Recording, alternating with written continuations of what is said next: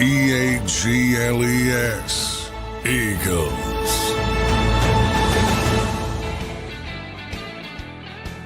And welcome in, everybody, to a Football Friday edition of Birds 365, our very first Football Friday without Eagles football until August, folks. Good to have everybody in here. Appreciate all you guys for watching today. Don't forget to hit that like button on your way in. I'm your host, Zander Krause. That's my co-host, John McMullen, the #1 Eagles beat reporter in town. Johnny Mac, how you doing on this Football Friday, my friend? Recovering from all the word salad I had to stuff down my gullet yesterday. Season-ending press conference. Disappointing, Howie called it, that they were there. Yeah, I don't think you got a lot of answers. Part of it's understandable. You don't want to give away. Obviously, when it comes to personnel and those types of things, you never want to give away your plans. I do think, the history of this team is they'll be pretty aggressive when things go poorly. And I still believe that. So obviously Howie isn't going to tip his cards, tip his hand from that standpoint. And then, Nick Sirianni and autonomy and the coaching staff and all that, that was the main crux of what was going on yesterday. And basically, we're going to have to see what it looks like. Right. But, I'm in the camp of the head coach. It's got to be the head coach. So I don't. I completely agree with you, John. I know everybody wants to just, Nick, don't touch the offense. Well, then fire him. There's exactly. No reason to keep him. It's insanity. Yeah, it doesn't make sense. But I don't think it's true either. That last time that was the same thing was reported wasn't true. So wait, what wasn't true? Kellen Moore had complete autonomy.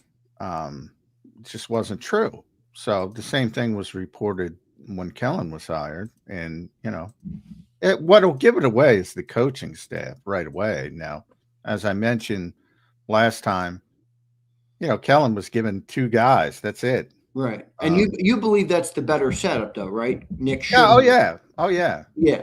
The other setup's insanity. So it's. And again, if you don't have confidence in a head coach, then move on from the head coach. That's fine.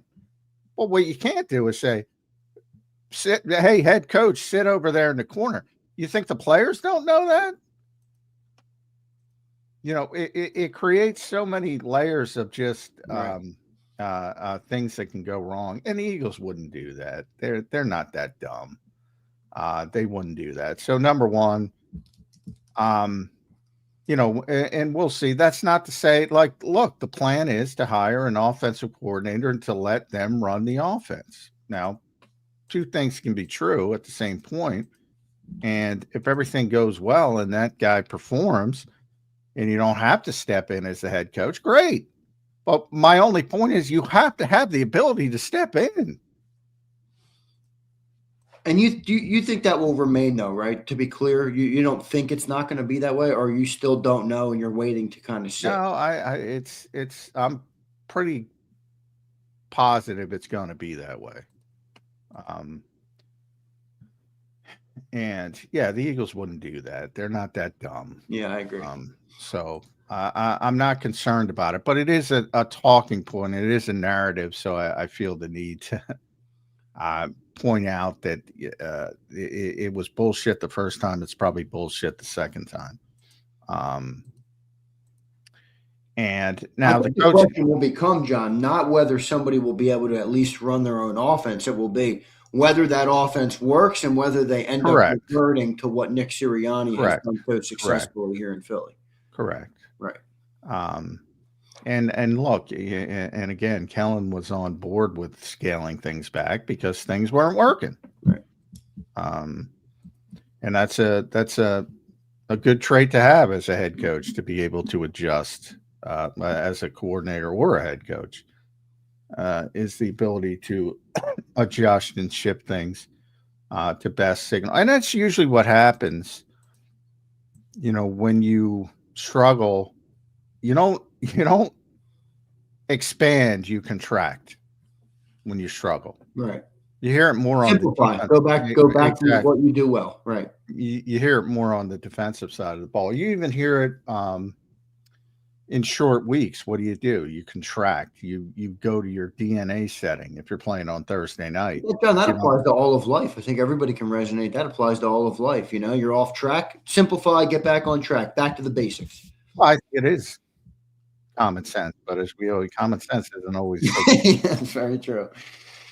And the idea is usually the opposite. Like, think about what happened this year. Well, it's too simple. It's too simple. You got to be more complicated. You got to be more like it's not common sense. It is common sense, but people don't realize. Right. So from that standpoint, now what's interesting is the Michael Clay news came out yesterday. His contract is expiring next month. And the Eagles gave him permission to talk to Tampa Bay about their special teams coordinator job. So look, I mean, that's a clear indication he's not going to be back. So there's going to be more wide-ranging coaching changes on this team, and that's going to be interesting from the standpoint. This is the way the NFL does business, and I don't agree with it. But it's this weird dichotomy of how they've been here, need different voices. And I'm like, do you? Right. Everybody thinks new is better. We're going to see. Johnny Mac, do me a favor. Check your mic. I don't know. During the middle of your answer, it just switched. I don't know if it went off or something. Just double check that for me. I want the people to hear you loud and clear this morning. We will do that. We'll talk about some of the comments that were made. John, I thought you had some interesting takeaways there. Just at the open, I always like to get your kind of initial thoughts. What sticks out to you? Yesterday I called it a little bit of a love fest. Howie's up there praising Nick. Nick is up there praising Howie. I'm like, all right, guys, we know you like each other. Okay. It's all good. I don't need to hear it over and over again. Let's just get this thing back on the tracks. They also talked to Nick. They asked Nick about, why they didn't move on from him earlier. Some of those questions were asked. I thought your question was a good one. He didn't really take the bait much on it, did he? But, I thought that. Well, I think it's weird. By the way, how's it sound? Yes. I mean, it's weird to remove a guy from offensive coordinator and not fire him. So what's going on there? I think I find it very hard to believe that he'll be back, but maybe the idea is, if he doesn't get another job somewhere else, they could just stick him in the, the proverbial purgatory, the proverbial groom. I can't imagine Kevin would want to do that, but it is interesting. It's not a typical way of doing business, so I think it's something that needs to be addressed. And while it was a non-answer, he did basically confirm, well, he's not fired.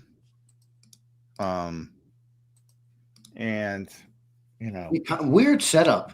I think that's because Nick Sirianni, obviously, and him are, that's his guy. So it is a weird setup, though. I mean, it's a very weird setup. Promoted. I think they just want to get him the golden parachute, so to speak, and make sure he gets another job. Yeah, right. I think that's what. Well, you would think that those in the organization. I mean, we talk about, John, the fan. There's a sector of the fan base that believes, Kevin Patullo, all the problems. That's not the truth. I don't think the Eagles organization believes that. So maybe they even know. Oh, they know. It's a little bit of a scapegoat, not a scapegoat. Well, scapegoat, whatever. That word's kind of used a lot, but I think they probably know. Well, and he's not going to be the only scapegoat, and that's where I often give the Eagles credit for. Michael Clay is probably going to be a scapegoat. I often give the Eagles credit, and deservedly so, for being generally ahead of the curve, forward thinking. Generally, the old zig when everybody else is zagging. A lot of positive things about this organization. But when it comes to coaching, and I said it a couple of days ago, and I'll say it again, they're just ordinary, man. They're just in the groupthink mindset. They're like everybody else. They're not different than everybody else, but I think that's a bad thing. You just go along. Yeah, right. Got to be a scapegoat. Got to be a shelf life. And there's exceptions. I mean, obviously, Jeff Stoutland has lasted through a bunch of different head coaches. But when it comes to, some of the guys that you're going to see, I think you're going to see leaving in the upcoming days and weeks.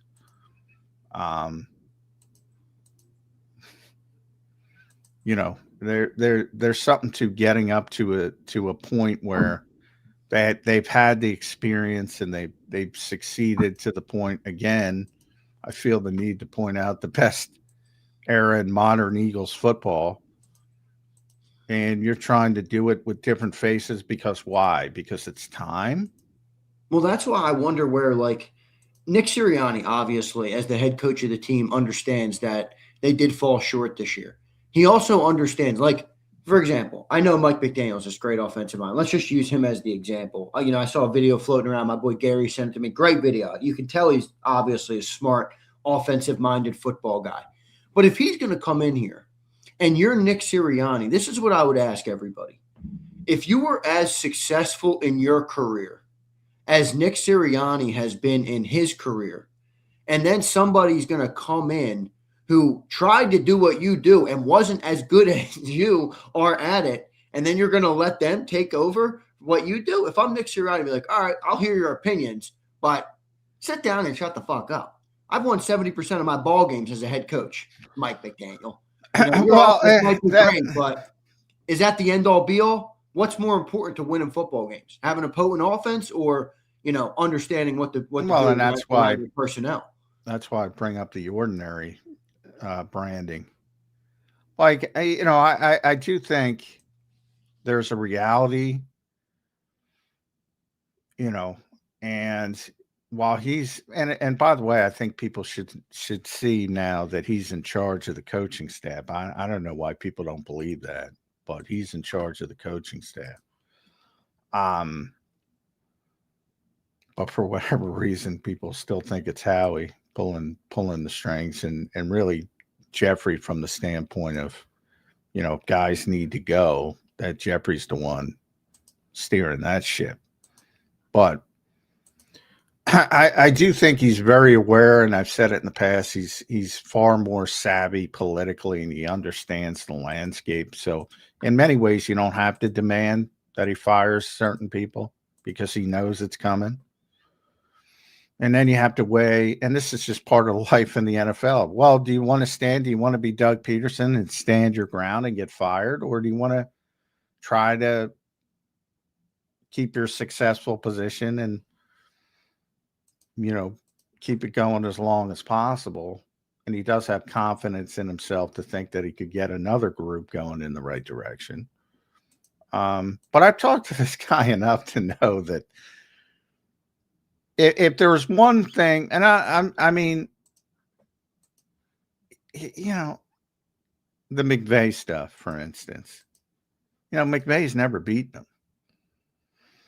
And I'm convinced that he could beat him 10 more times in a row, and people would still say McVay's the better coach. And yeah, part of that is, well, the Eagles have had better personnel. Although this year they probably didn't. And it was a fluke too, Jordan Davis blocked field goal. But I mean, the success is what the success is. And I know, the thought that all these guys are great coaches and they can't beat the Eagles. I mean, we're at a base level. Does that not resonate with enough people? And he did sort of give away a few things. There's not much he gave away. He did give away a few things. And one of the things he said, there's a lot of ways to have success. There's not one way. Well, you got to be this. You got to be that. Well, and the ironic part about that comment, John, is the one way that most people think is actually not as successful as people think. Yeah, it's evident. Look, no. I mean, Mike McDaniel is everything you just said. And by the way, he was interviewed to be the Baltimore Ravens head coach. So, he's probably a long shot, right? I would think so. But, since everybody seems to have centered on him as the answer, or at least the majority of people that are talking with me and the commenters, that's the guy I would say they focus on. The guy's got about a 500 record as a head coach. A little bit, I think I got to look it up. 35 and 33 as a head coach, right around 500. Right. Never won a postseason game. Has been there twice, 0-2. So he is 500. He's 35 and 35 if you count the playoffs. He's got a ton of talent, offensive talent down there. Well, the reason I don't like to use that fully against him is because maybe he's better suited as a coordinator. I listened to this interview, this segment somebody sent me. Gary, my boy Gary, sent me last night. I get the vibe, John, and obviously I don't know enough about Mike McDaniel. Perhaps we'll learn more about him if he ends up being the guy. I get the vibe, like you always say, you get him in a room, you're a lot more impressed with him than you think. And I think that's probably how Mike McDaniel is when it comes to offensive football. I mean, he definitely has a knack for it. He talked about building a scheme around any quarterback and making the skill sets of any quarterback's work. And, to me, he came off in just a 6-minute clip. I listened to him breaking things down as like the job of the head coach would be too big for him because he's so offensive focused, if that makes sense. Well, that might be it, and you're not talking about the head coach. That's true. So I mean, look at Vic. Look at Vic. Yeah, Vic's a perfect example. Yeah. Maybe he's just a coordinator, but he doesn't have this long history as a coordinator either. He was a coordinator for 1 year in San Francisco under the best play designer there is. He spent the majority of his time as a run game coordinator. So I think part of it, and the 1 year he was an offensive coordinator, was not their best year. It wasn't terrible, but not their best year. I think they were 10-7. But there are, and then the aspect of, obviously, if you're under Kyle Shanahan, you're not running the offense. You're sort of the if you have a defensive coach, same thing with the defensive coordinator. So when you're with Kyle Shanahan, you're not really in control of the offense. So there isn't this long history like Vic Fangio, and obviously he's a young guy. That's not fair. But there's this long demonstrated history with Vic Fangio, longtime coordinator. And yes, you can say, well, I mean, there's not really that with this guy. There's 1 year in San Francisco as a coordinator, and then he's a head coach. And there's a lot of good things in Miami offensively. But it ain't all peaches and cream either. Yeah, that's fair. That's fair. And I'm not a big Tua fan to begin with. So, I mean, I think he's limited from that standpoint. Agreed. But, I did see a frustrating propensity of that guy to he's a first read quarterback, which a lot of guys are now. But I mean, often he was sort of almost predetermined. This is where I'm throwing the football. So that's kind of troubling to me that they weren't able to evolve past that. Right. But it's always door number 3. Like, people think the next guy's going to be better, and history says. And again, you can go back. I'll only go back to when I got here. Every single offensive coordinator was disliked. Only after Kellen Moore took a lot of shit. People can pretend they didn't hear it.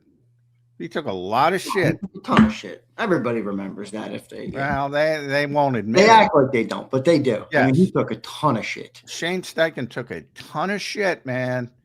He was a bad press conference guy. He was taking a ton of shit. I was into shit. People can hide from it. That is bullshit revisionist history.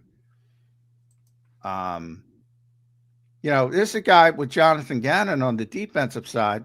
Number 2 defense in the NFL, 70 sacks. Now, a lot of the hate for him came because of what happened, losing the Super Bowl and then leaving, and the perception that he wronged the Eagles. But he took a lot of shit.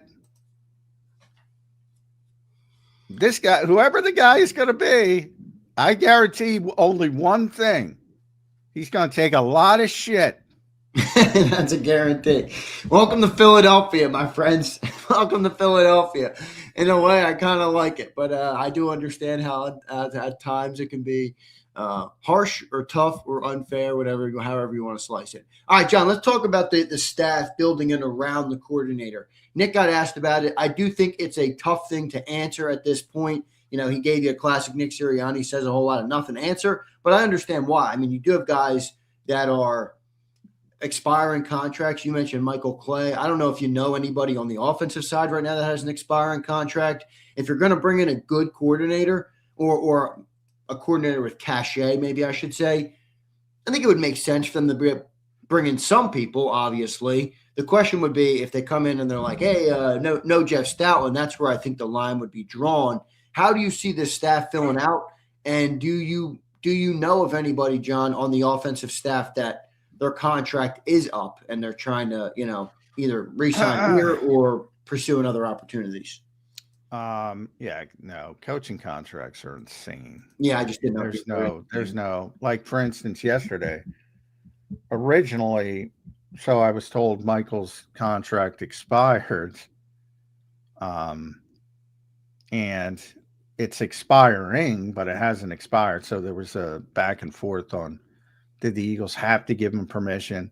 And I'm thinking to myself, well, Flores is out there taking interviews for coordinator positions. His contract expired. So my presumption is once a team season is over, the coaching contracts that are set to expire. That is not the case. It might be the case in some cities, but it's not the case in other cities. So in the Eagles' essence, he's under contract until next month. And they had to give him permission, but they did give him permission. If they were thinking about extending him, they're not giving him permission to talk to the Tampa Bay Buccaneers. Exactly. So I think that's a clear signal that they're looking to make a change there. I think some of the offense, and this is one of the shitty parts of whether they're under contract or expiring or not. And you'll see if they do expire. My presumption is they would expire around the same time as Michael does. You'll see guys interviewing, but you also keep guys in limbo, waiting for the offensive coordinator. Waiting. Do you want Aaron Moorhead? Do you want Jamal Singleton? Maybe they do. Do you want the quarterbacks coach? That's another revolving door, John. Scott Leffler this year, Doug Nussmeier last year, Alex Tanney in 23. Then Brian Johnson obviously was the 2 years before that. Is that a changing position with the new coordinator? Well, Probably, right? I think generally the two most important position as a coordinator are going to be quarterbacks coach and offensive line coach. Generally, not to dismiss the other positions, but those are generally the guys that are going to be demanded. Right. But again,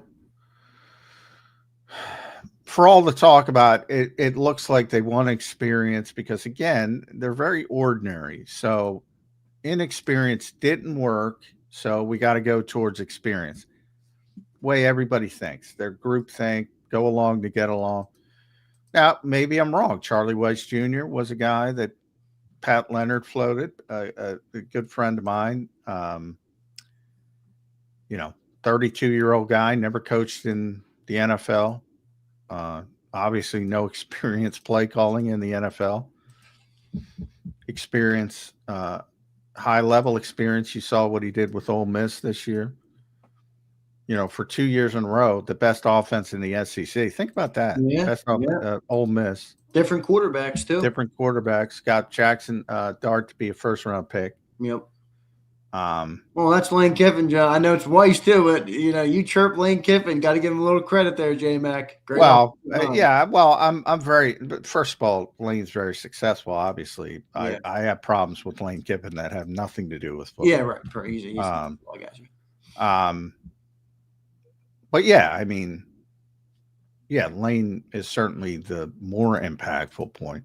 And I by no stretch of that do I think Charlie Weiss Jr. is getting this job. I don't even. That would be a bad setup. Like if I'm Charlie Weiss Jr. and why would you take that job? Well, just to get in the NFL. I know, but look at Scott Leffler. He did it to get in the NFL too, and now he might be going back to Bowling Green because the Eagles are going to probably fire him after 1 year because the coordinator fell flat and the offense fell flat more so. Well, that's like these guys are used to this. This is life and sort of coaching. Yeah, it's a very nomadic profession. Yeah, it is tough biz. Gunter Brewer was here for 1 year, longtime college guy, coached the receivers for 1 year. Had to go back, because it didn't work. The offense had nothing to do with him. But that's just the life of it. And you see the resumes of this guy. I'm just looking up Gunter Brewer because he's a good dude. He was here for 1 year in 2018. Obviously the year after the Super Bowl. And you know what happened after the Super Bowl? Frank left and all of a sudden the same old things. But check out this guy, Wake Forest, Ole Miss, East Tennessee State, Northeast Mississippi, Marshall, North Carolina, Oklahoma State, Ole Miss, back to Ole Miss, back to North Carolina, Eagles, then back to college, Louisville, Maryland, Virginia Tech. Now he's back at Marshall. Yeah. That's the life of a coach, man. Yeah. It is a nomadic profession. No doubt. And then you get these mentalities of like, all right, you've had tremendous success here, but now it's time to move on from the offensive coaches. I don't know. Be careful what you wish for is all I'll say. I agree. All right, John, let's move into a couple other comments that I thought were good that are worth talking about for sure. A.J. Brown, the topic at large. I don't think the answer was all that good. I understand the answer. They did ask about open to trading A.J. Brown. Howie basically went on to say, and A.J. Brown is the type of guy you look to add. You look for great players in the draft. You look for great players in free agency. You look for great players to trade for. Kind of insinuating trading A.J. Brown would not be the best move for the Philadelphia Eagles. What is your perspective right now on the A.J. Brown saga and maybe even an early J-Mac prediction on what you think the outcome could be with A.J. Brown in Philly this summer? Yeah, well, I always used a 50-50 scale, and I shifted above 50% that he would leave, probably late November, early December. I'm still there. From Howie's perspective, understand there's two goals. He could say, no, are you crazy? I'm not going to trade him. He didn't say that. He always leaves it open-ended because he's good at his job. One of the things, you got to prop up his value as much as humanly possible if you're going to move him. So, yeah, obviously talk up the player. And not that you need to talk him up, but everybody knows what type of player he is. But it is problematic from a cap standpoint. I think in a best case scenario, in a best case world, that you'd have a conversation with the new coordinator, you'd get excited about coming back, and you'd repair things and move forward for at least one more year when it would be easier to move on. I think that's the best case scenario for the Eagles, but you have to leave it open-ended. Howie left it open-ended. And that's smart. But I would still lean more towards he's not going to be back than he is going to be back. And, Devin Caney, our old friend, not old, he's back on social media. She just retweeting people, not doing anything. But the quote she retweeted from Dr. Julie Gerner, who you knew because of your brother. Yeah. I don't know much about her, but here's the quote she put: "Envy no one, for whatever you see, a price was paid." And then the Ryan Holiday, again, I don't know him, maybe some people do, put up a Marcus Aurelius quote: "The best revenge is not to be like your enemy." That's the more problematic, because then it's like, well, who's the enemy? What's AJ talking about? Or is All it just a some people like that stuff. some John. people it is You just like that, sometimes it is, but you know, this guy has a history of putting cryptic shit up there. yeah, very true. And it's already starting, so maybe that tips the scale well above 50% here.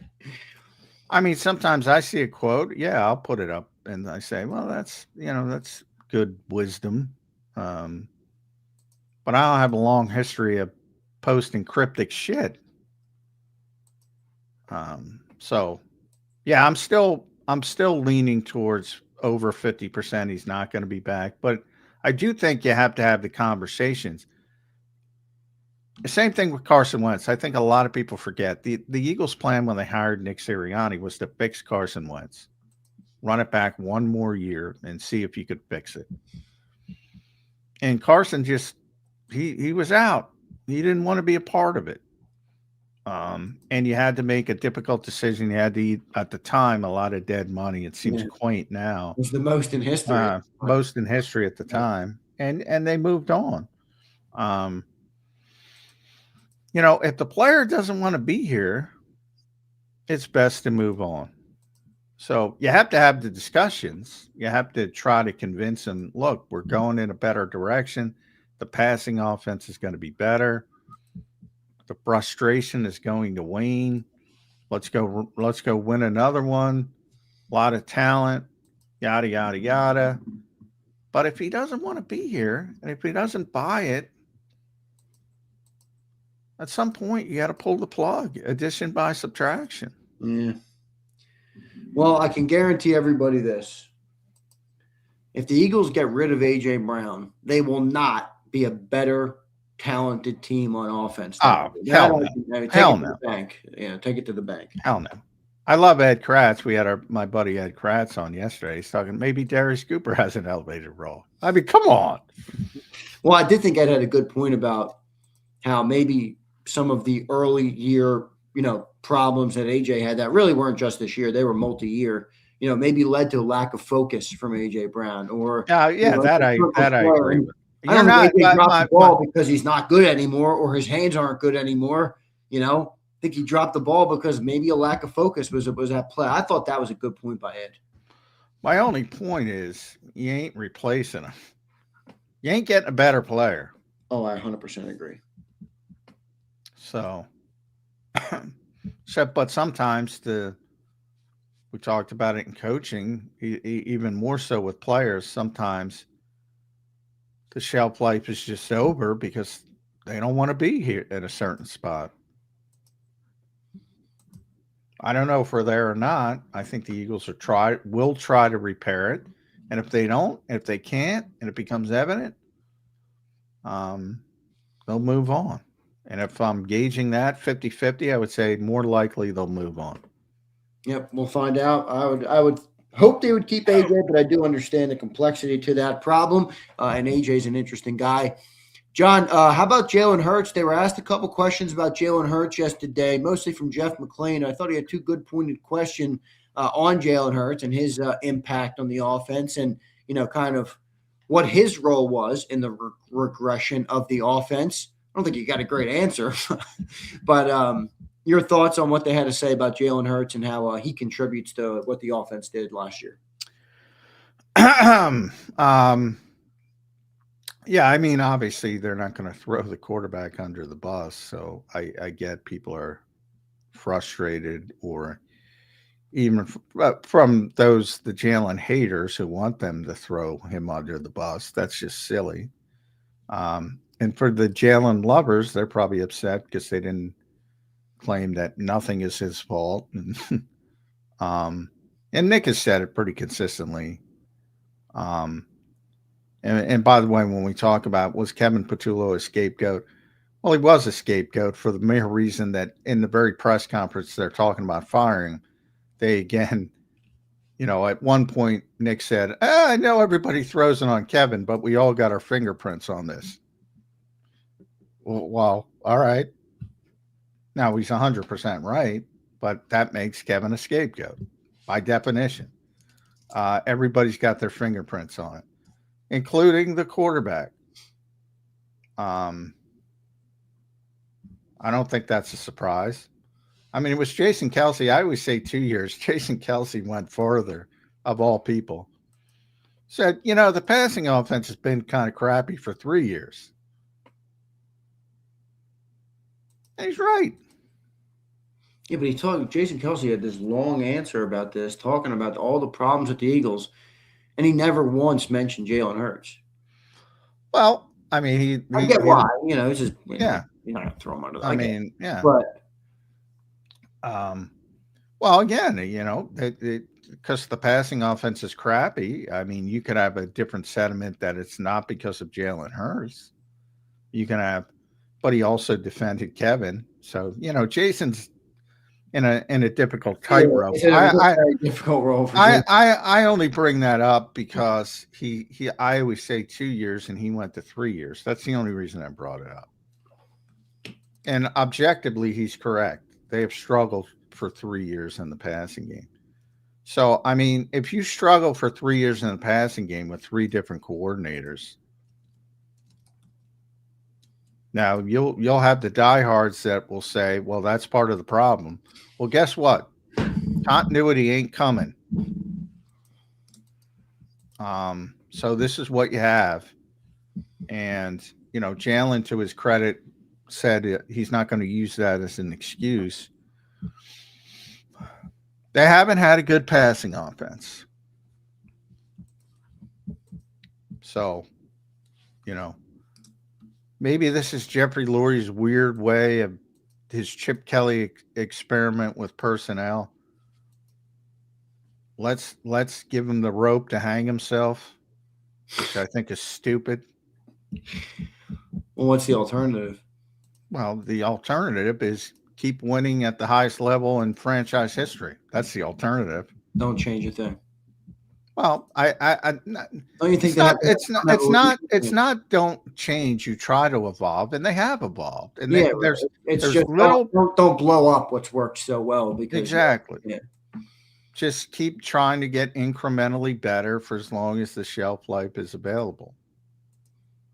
Well, do you think the shelf life is maybe done? I don't think so either. Because I look at the 8 teams playing this weekend, and I'm like, I could see them being back next year and beating any of these teams. So no, I don't think the shelf life is over, but I think the shelf life is going to get pushed back if you totally skew the offense towards a more to Shanahan-esque type approach. I think the whole thing's getting knocked back. Maybe you can take a step backward and take 2 steps forward a couple years down the road. But I do think you're taking a step back. There's going to be learning issues, learning curves, hiccups. So, and I don't know if that's Jeffrey's plan, but I do know that he's frustrated like everybody else that they can't pass the football consistently. Yeah, absolutely. That's before this era of Eagles football. Once upon a time, if everybody remembers, Jeffrey Lurie, all the guy wanted was a high-flying passing attack. I mean, the guy dreamed of it. So I think all the guy wanted was to win a Super Bowl. Well, I know. I was just and then you win, and then you win another. And then it becomes, again, just human nature that, all right, now I want to do it and enjoy it. Instead of, like, what are the like, that's the most positive thing about Nick Sirianni I could say is that he will do anything to win a football game. Literally, it's not lip service.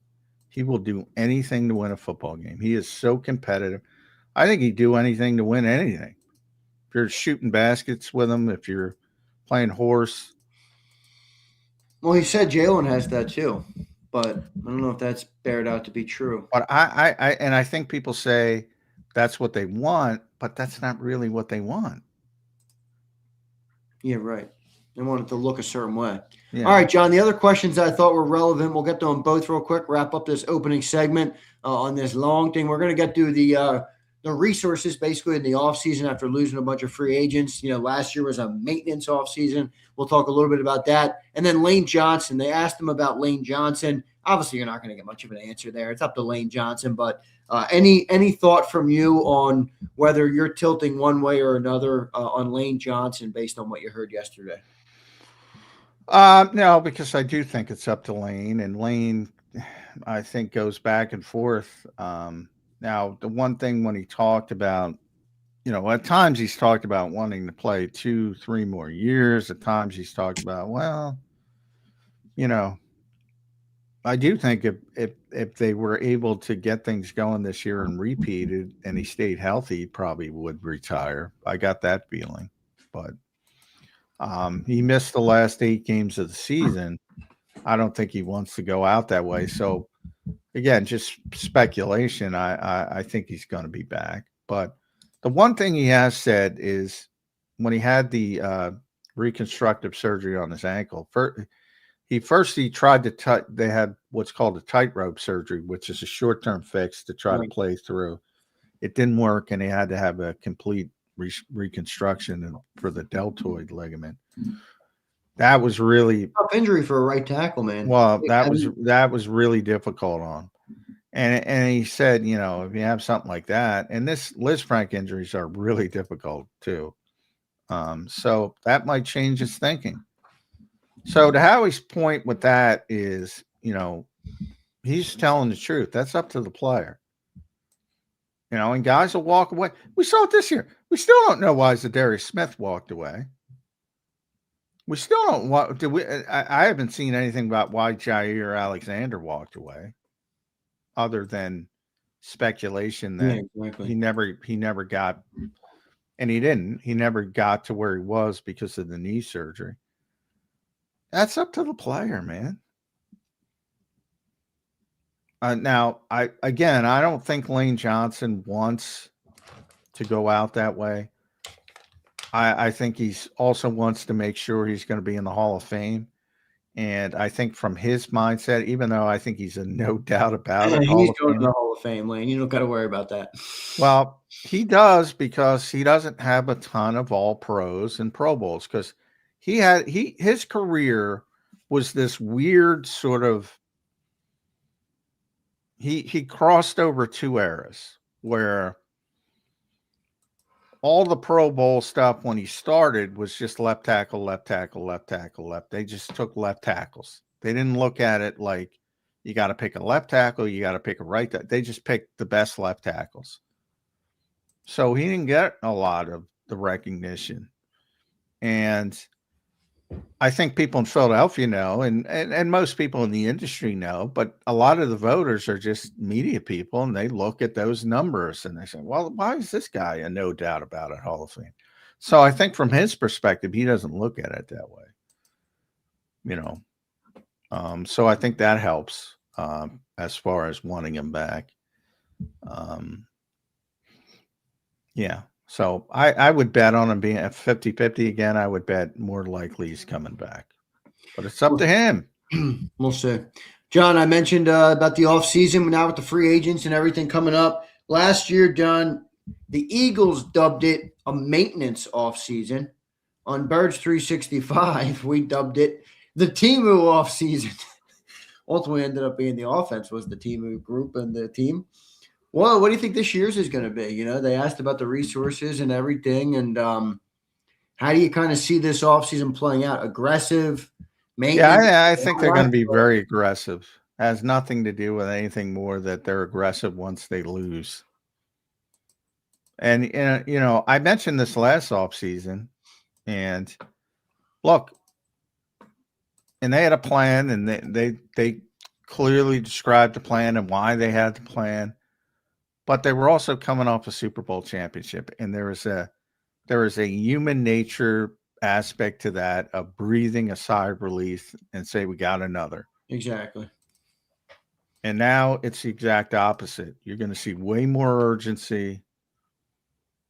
You're going to see way more of an impact.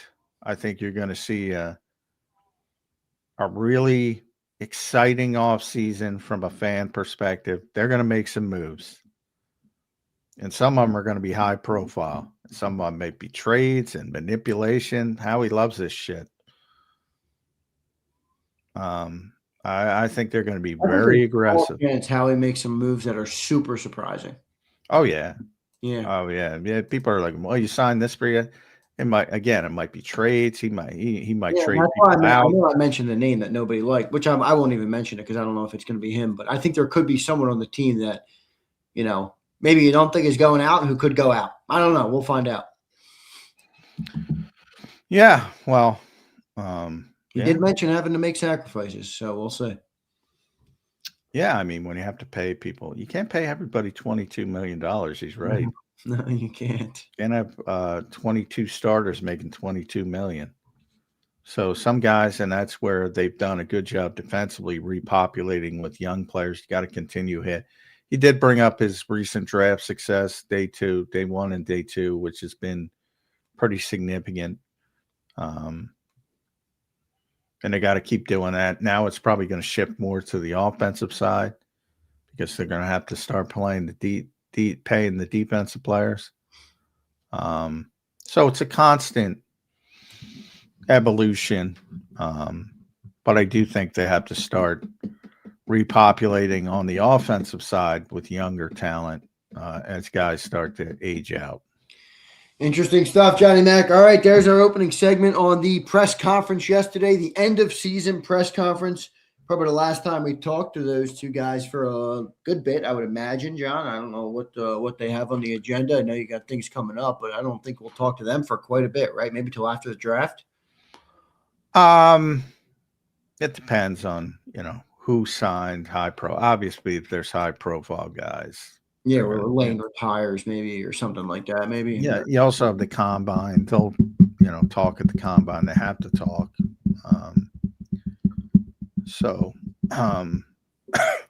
Yeah, there'll be instances where guys. Now, typically over the past couple seasons, someday my voice will come back. They've been very late when they've changed coordinators. We haven't gotten the new coordinators till May, which is, basically on-field stuff, OTAs. Yeah. Hopefully they would give us the new offensive coordinator before then, but I doubt it. Another thing too, close circuit to the Eagles. Somebody's listening down there. Look, everybody in the damn league confirms interviews now.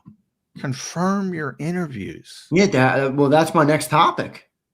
Where are we on this interview? I mean, they fired Patullo now a few days ago. Confirm your interviews. Are they having them, John? People confirm. Now, all we've heard is the people that they've done from Rossini and Jazina. That's all I've heard. Yeah. And Charlie Weiss yesterday. Confirm your interviews. They won't do it, but and they have the Chargers. Bob Lang's the head of the PR. He's the one who changed them into the freaking pseudo Gestapo. No, they were doing that. They were doing that before Bob got here. Were they to this level, not confirming interviews? I mean, we're talking about base level stuff. They do not. They have never confirmed coaching interviews. And I've talked to them, but when they hired Nick, I asked that question, and that was before Bob got here. I asked that question. I said, why can't you guys confirm interviews? First of all, it's over. The interview's over. You stop the speculation. It's not harming anything. It just clears things up. I don't know. Every team in the NFL does. And now they're confirming coordinator jobs. Most teams interviews. Forget about head coach. Everybody. Mike McDaniel, the Baltimore Ravens have completed an interview. The Atlanta Falcons. Everybody looking for a head coach. Bro, this is a successful organization, but they're a weird organization. Everybody listening, your favorite football team is a little bit of a weird ass organization. By the way, the Tampa Bay Buccaneers, that's how we found out Michael Clay. The Tampa Bay Buccaneers confirmed the fucking interview. Special teams coach. Yeah. Oh, man. All right. Let's move on. We got a couple super chats we'll get to, and then we will dive in a little bit to that OC search. Here's JD3. What's up, JD? He says, $10 super chat. Thank you, brother. Is there a chance that Nick outlasts Jalen? Don't like the idea of firing a coach who won a ring while never coaching his style of quarterback.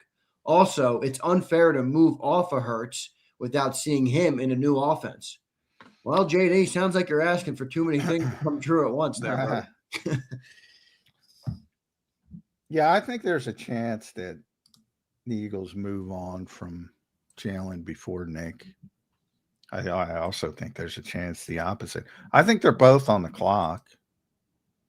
You think 26 is a hot seat season for both of them? Yeah. I think both. That's the way the NFL works. Like I said, they're ordinary when it comes to coaching and coaching changes. They're forward thinking in a lot of ways, but not. They go along with their group think when it comes to coaching, and you have levels, and they are at the scapegoat phase. And when you're at the scapegoat phase, that means the head coach is generally next when it comes to coaching. Now, personnel, these are the difficult conversations I thought you needed to have last year, but you couldn't have. There's unintended consequences to everything. And winning the Super Bowl, nobody had this conversation. We never had this conversation on this show when I wanted to have that conversation. And how many times did I say people aren't ready to have that conversation? Yeah, a lot, quite a bit. I feel like we have most conversations here. We're willing to talk. Well, we did, but not as much as we should have. Like I often point out, if they lose in the divisional round, that's all we're talking about. Literally all we're talking about all off season.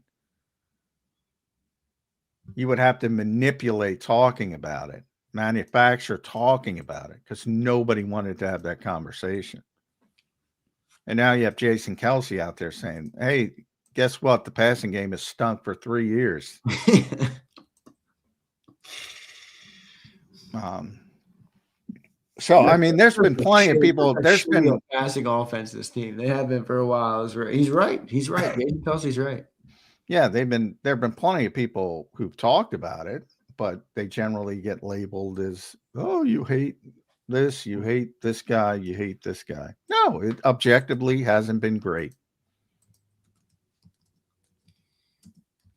So, yeah, I think, and this is in a lot of ways, and I can't prove this, in a lot of ways, I think this is the personnel version of what I said of Jeffrey Lurie's mentality with Chip Kelly at the end, which is, I'm going to give this asshole all the power to hang himself. Now, that's not how he described it. I'm sure he was hoping Chip succeeded, because you never want to be wrong. And I don't want to, I say asshole because he's kind of an asshole. Jalen's not an asshole. But I think in a lot of ways, it's the same thing. It's like, you know what? We're going to go hire somebody with a completely different offense and see if this guy can sink or swim.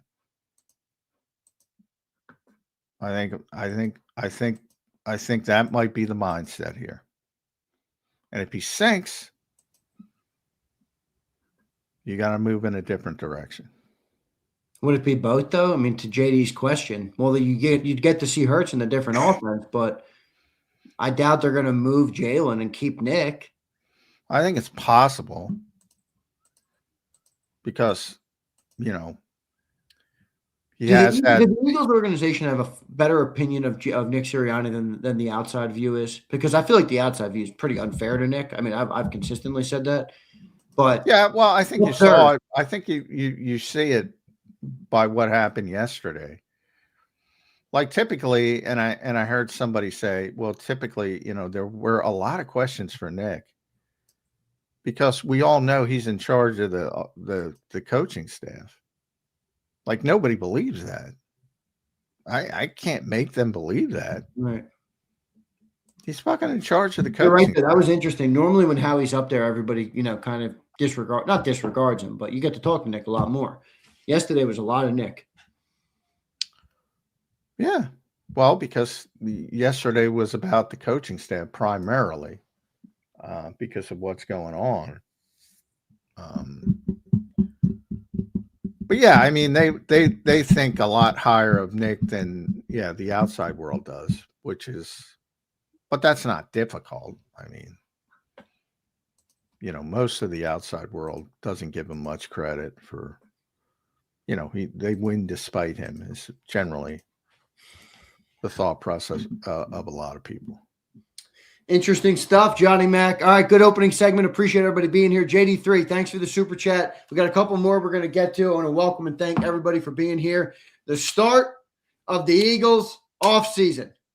This one will be much different looking than last offseason, just from a perspective of we didn't end on top of the mountain. We didn't end with a parade on Broad Street, where I was talking to J-Mac live from Center City. All right, so none of that. We move now into the offseason with a team that fell flat on fell short of their expectations, ultimately fell flat to a San Francisco team that was pretty depleted. And now It's a bad loss, by the way. I know you've been saying that. You thought we were going to win the game. And John, I'm not going to give myself my own flowers, but I felt like that 49er team was better than people were giving up credit for. That is a bad loss. Not because I picked him to it. That is a bad loss from an attrition standpoint. Yeah. Jason said that too on his podcast. It's like, yeah, it is.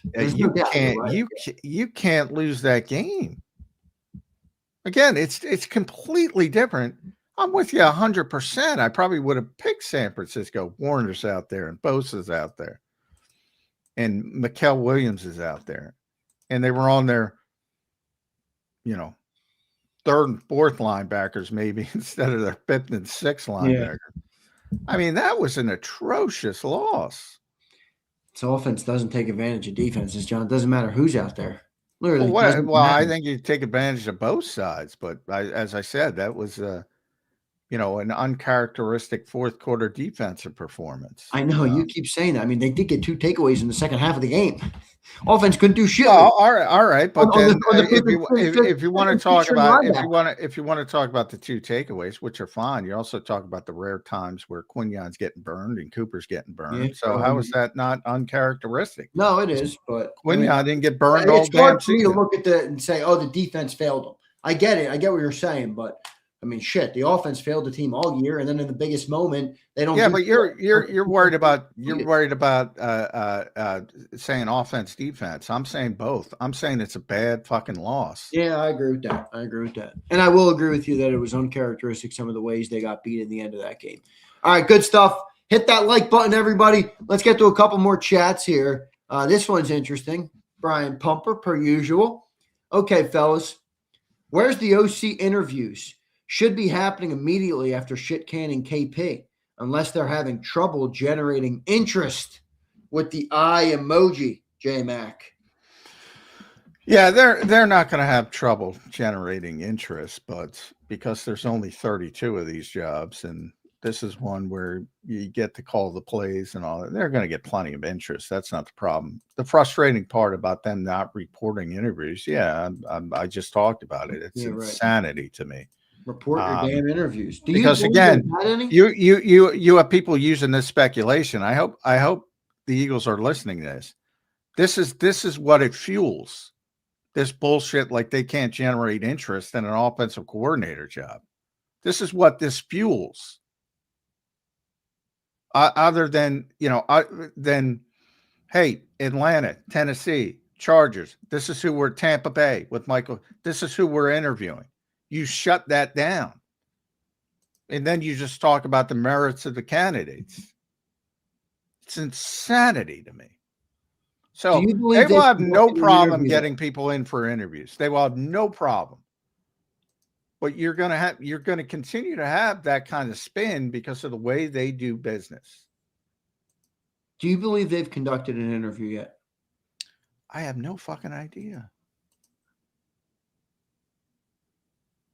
I have no fucking idea. I mean, generally, you do at this time of year. Now, there's different. Like the Rams coaches are doing their interviews today. The guys who have interest, they're doing them all today because they're playing.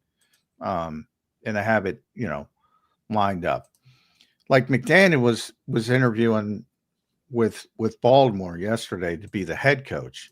Maybe he was doing a bunch of interviews that day. It's easy to do virtual interviews, jump on Zoom and do a virtual interviews. So my guess is they have, but I can't sit there and say, yes, they have, because they don't confirm interviews. Exactly.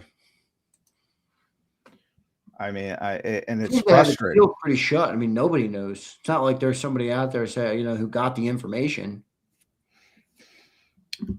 Well, and at some point, an agent will, leak it, but and more likely that will be to obviously the national guys. Because I feel like the Eagles treat the local media like shit.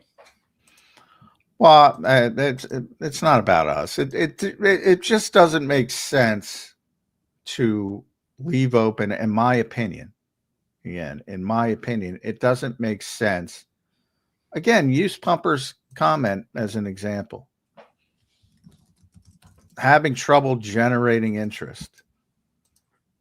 All you do is send out a tweet. The Eagles, we've completed an interview with Charlie Weiss Jr.,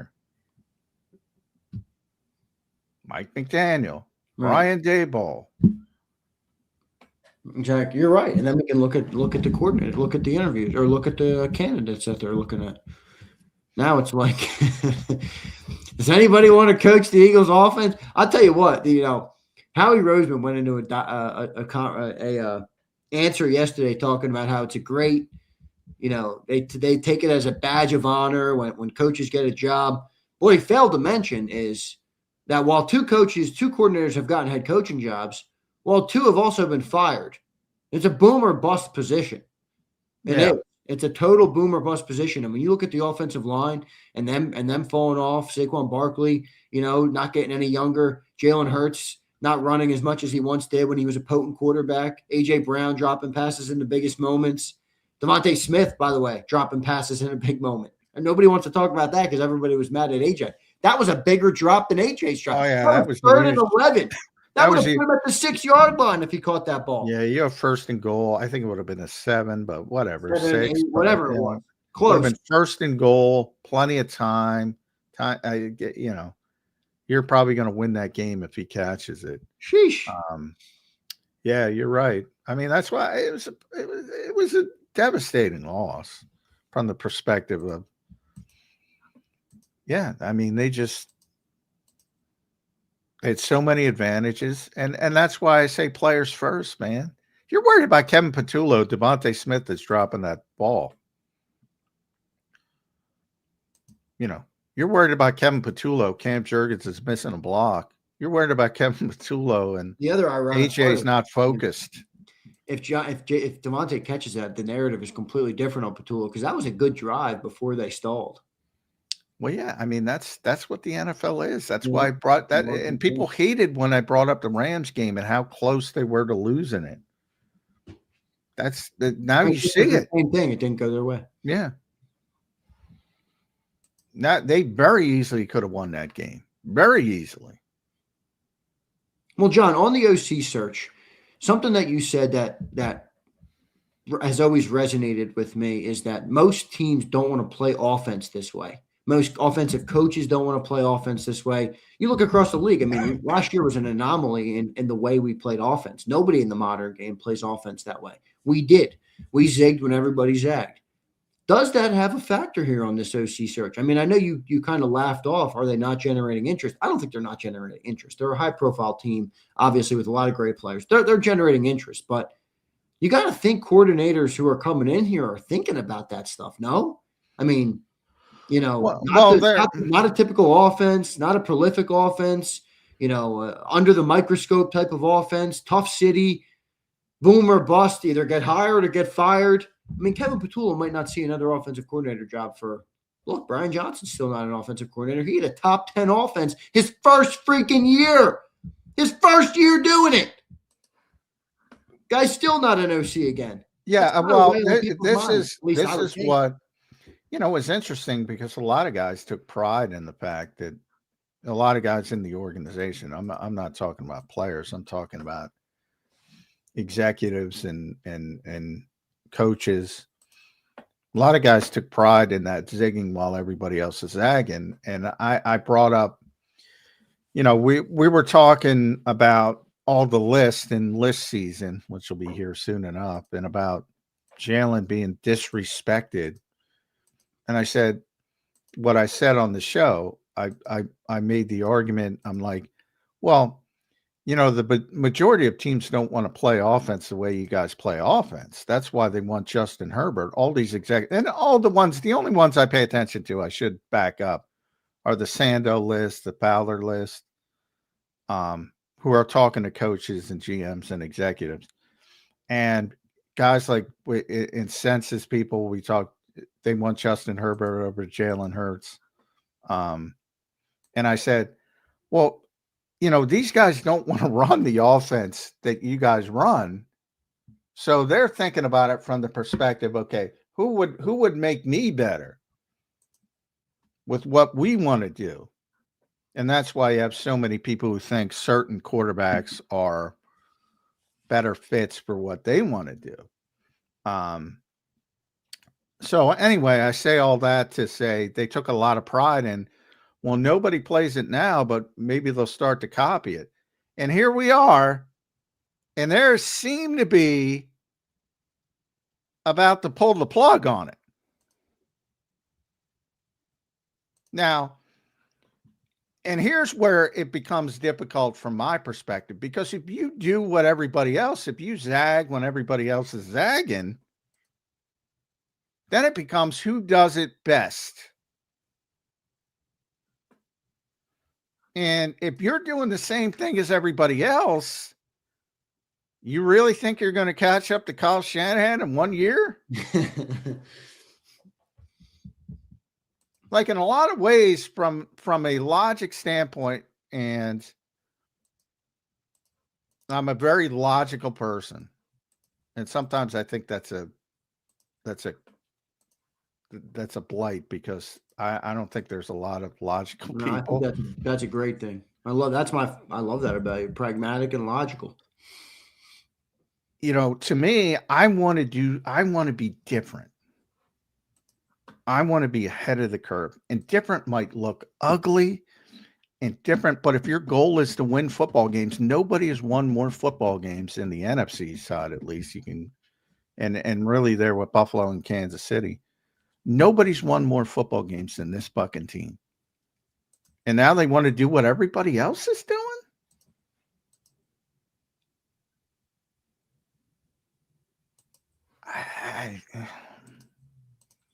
Doesn't make sense. How much of that comes from external pressure? A lot of it. I think nearly all of it. But a lot of it comes from Jeffrey, but I think a lot of it. But I think he gets his mindset from external pressure, and not even. It's more subconscious than anything else.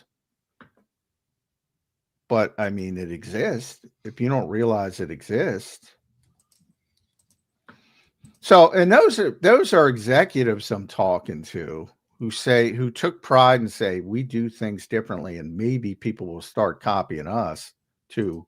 We have one disappointing season. We're going to pull the fucking plug and go in a different direction. Now, maybe that doesn't happen.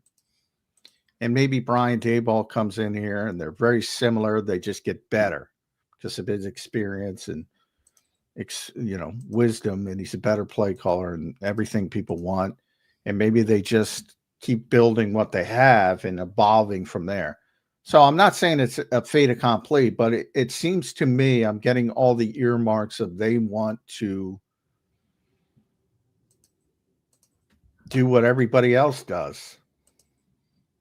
And then it becomes, again, who does it best? And I don't think they have the personnel to play that way to do it best. They have the personnel to do it another way and do it best. And that's why I gave Nick Sirianni a lot of credit. And like I said, that this is the same discussions we were having in 2024, and they ended up doing what they always do. And it worked. And maybe it happens the same way this year. It's possible. John, do you put Charlie Weiss in the good or bad fit category for this Eagles offense as a potential OC candidate? Well, I don't think he's a realistic candidate. I mean, again, ordinary. Didn't work. First-time play caller didn't work. You're bringing in a 32-year-old kid from college? Yeah, no. Does that sound realistic? They're going to go with experience and somebody who's done it at this level. And Charlie Weiss might be better. I'm not criticizing Charlie Weiss because the optics on that are tough sell. I mean, just Yeah. I agree. Tough sell. All right, so just to recap where we are, obviously Todd Monken's off the board. He's in New York, and they just got John Harbaugh. So better be aggressive, Eagles fans. The NFC East will be better next year than it was this year.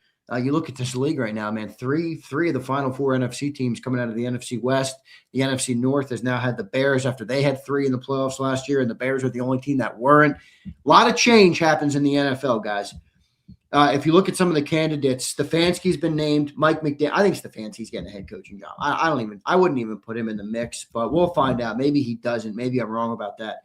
Mike McDaniel, who's interviewing all over the map right now. Clint Kubiak, Cliff Kingsbury, Greg Roman, Brian Daboll. I put Scott Loeffler on there because I thought maybe it was an option, but he probably won't even be back as the QB coach. So we will see, John. Any feeling on which way they're going to go here? Will they go more dual threat, Greg Roman, Daboll, or will they maybe look to, like you said, go the Chip Kelly route, put it all out there and see if it's. Well, that's my concern. From my perspective, I would go Daboll 1, Roman 2, which are not sexy. And, there's been a lot of sort of from what we've gotten from Josina and Diana, a lot of McDaniel, Stefanski. Who else am I missing? Can't think of Kingsbury? Yeah, some Kingsbury. I'm surprised Kingsbury isn't more. Kingsbury's kind of in the middle. I would like Kingsbury. Well, he's out in Washington. If they're willing to, let Cliff have his coaches, I think he'd be a good fit. I'd put him in the good category. Who was that? Who would you put in the good category? Kingsbury. Oh yeah, I put him over there too. Why do you think he left Washington? Wasn't fired. It was like a mutual parting. I don't think it was mutual. I think, yeah. Well, I mean, they felt enough that, they wanted to spin it that way. So wait a second. Let me get this right. So they go to the NFC Championship game last year. He loses Jaden Daniels for, I think, more than half of the year. And you're telling me that dumbass organization fired him? I mean, we might have some problems with the Eagles, but Commander fans, if you're listening, James Jones, if you're in here, that is the stupidest thing I have ever heard. I looked at it as maybe Kingsbury wanted to go a different route. I mean, I'm not down there, but from all indications, stupid, dude. All indications, they like David Blau, who is a backup quarterback, and I think he's ready to very young, and I think he's ready to be a Ben Johnson type. Everybody's looking for Ben Johnson. Oh man, that's a stupid organization. They should have moved on from Dan Quinn. And that's always different. There's one of the guys who's hot and might be an underreported, might get one of these coaching jobs is Grant Udinsky from Jacksonville, who's like 30 years old. And he's supposedly like a football rain man when it comes to offensive football.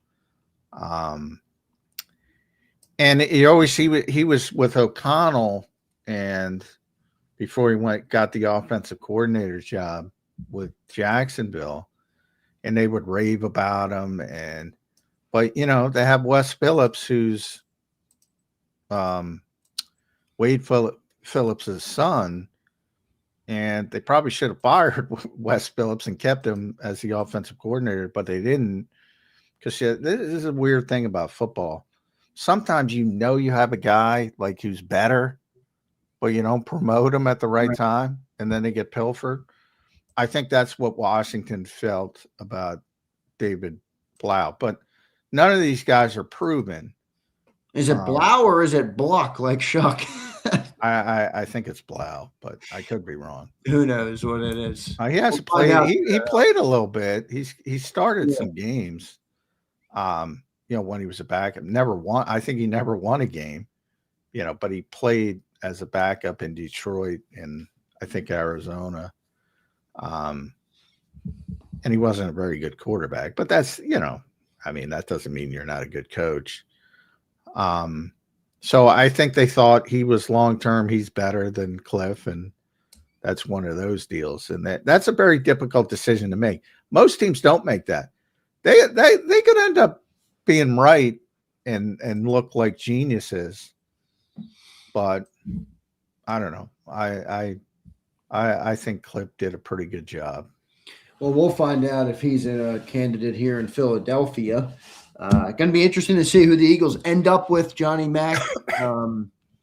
I think it's going to be not a veteran, but somebody with obviously some experience strictly because of the optics. But that limits your pool. And then Brian Daboll. Maybe it's going to be Brian Daboll, John. It might be. I would champion that move. You think that'd be a good move? I think it'd be a great move. You think there'd be any concern about how he would fit in with Nick Sirianni? I mean, just coming off the head coach. Those two are very close. Oh, they like each other, Daboll and Nick. Oh, okay. Yeah. I didn't know that. Yeah. I mean, Nick considers Daboll one of the most important people to his career they were only together 1 year in Kansas City, but really had a big impact on Nick. Loves the dude. So, I mean, a lot of people bring up his history with Jalen Hurts and Alabama, but I think those two are fine. They've always spoken highly of each other.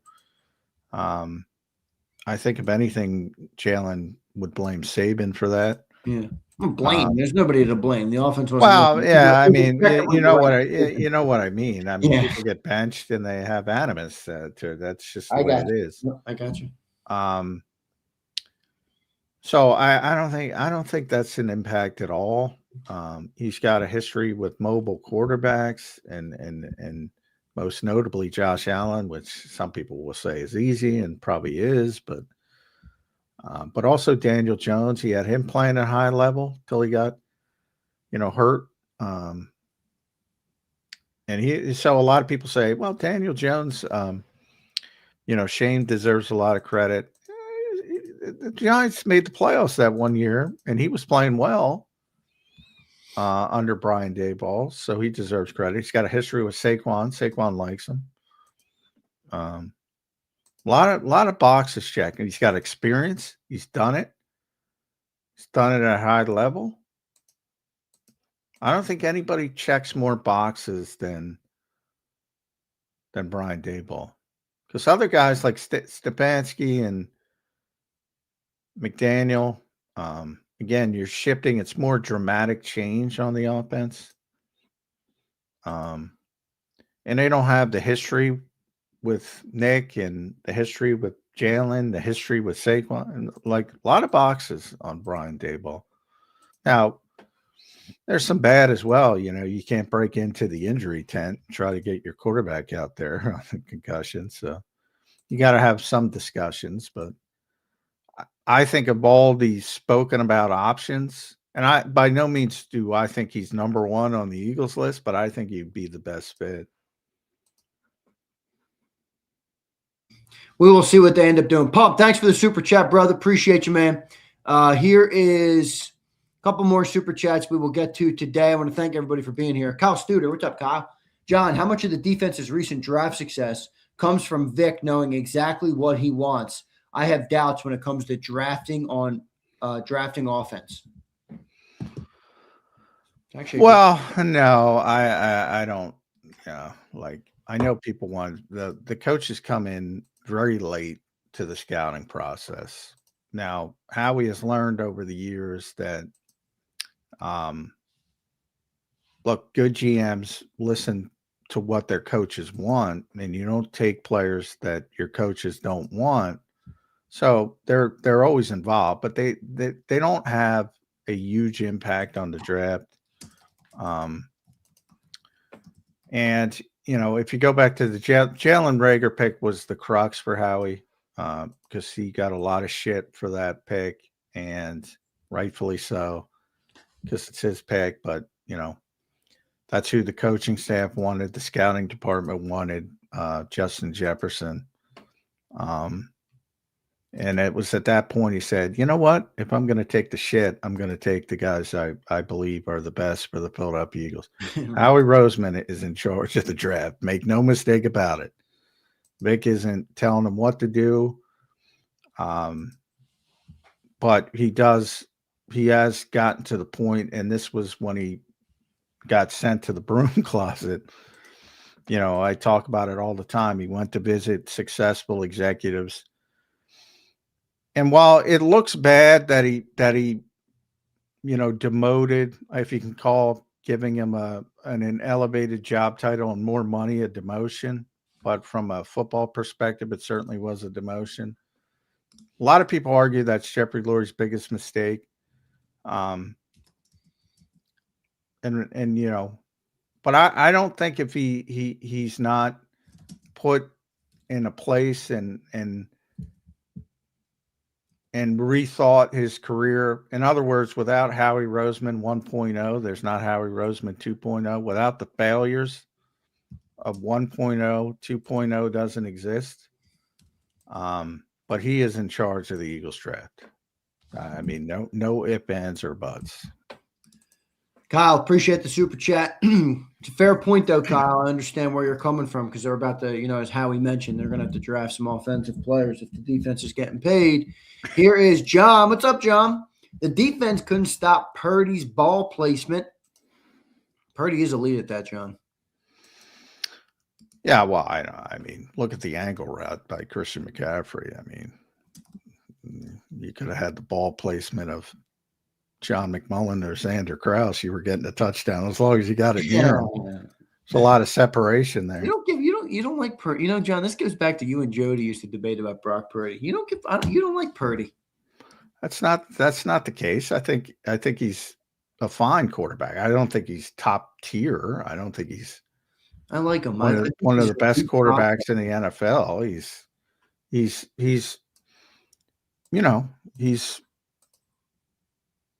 He's a solid system style quarterback. And he's in the right system with the right coach. And he's doing a good job. Definitely an elite processor, John.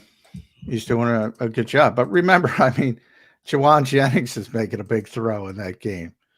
Yeah, but Purdy also delivers the ball, man. He makes some big throws over the middle of the field that are tough, layered throws. Well, the guy, they're NFL quarterbacks. Of course, he can make big throws, but you see some of the, one of the disappointing, I know nobody wants to talk about the defense, very poor pass rushing performance. And the one time they kind of got home, he throws the pick. Like, if there's a consistent pass rush, what does it look like? Well, that's every quarterback. Brady's kryptonite was a pass rush. Well, every quarterback's kryptonite is the pass rush. Yeah. But what I'm saying is they didn't have a very good pass rush. So, yes, he's going to look better in that particular game. I think at times this year, as I said, Mac Jones ran that offense better than he did.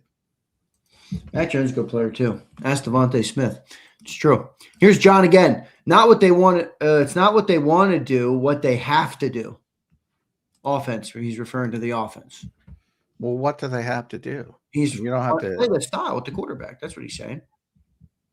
Oh yeah. Well, I don't think you have to do anything to Nick's point. There's a lot of ways to win, but the easiest way to win is to build an offense around your players.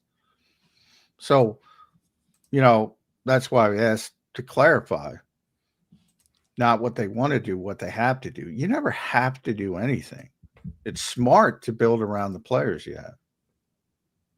But there's a lot of ways to win football games.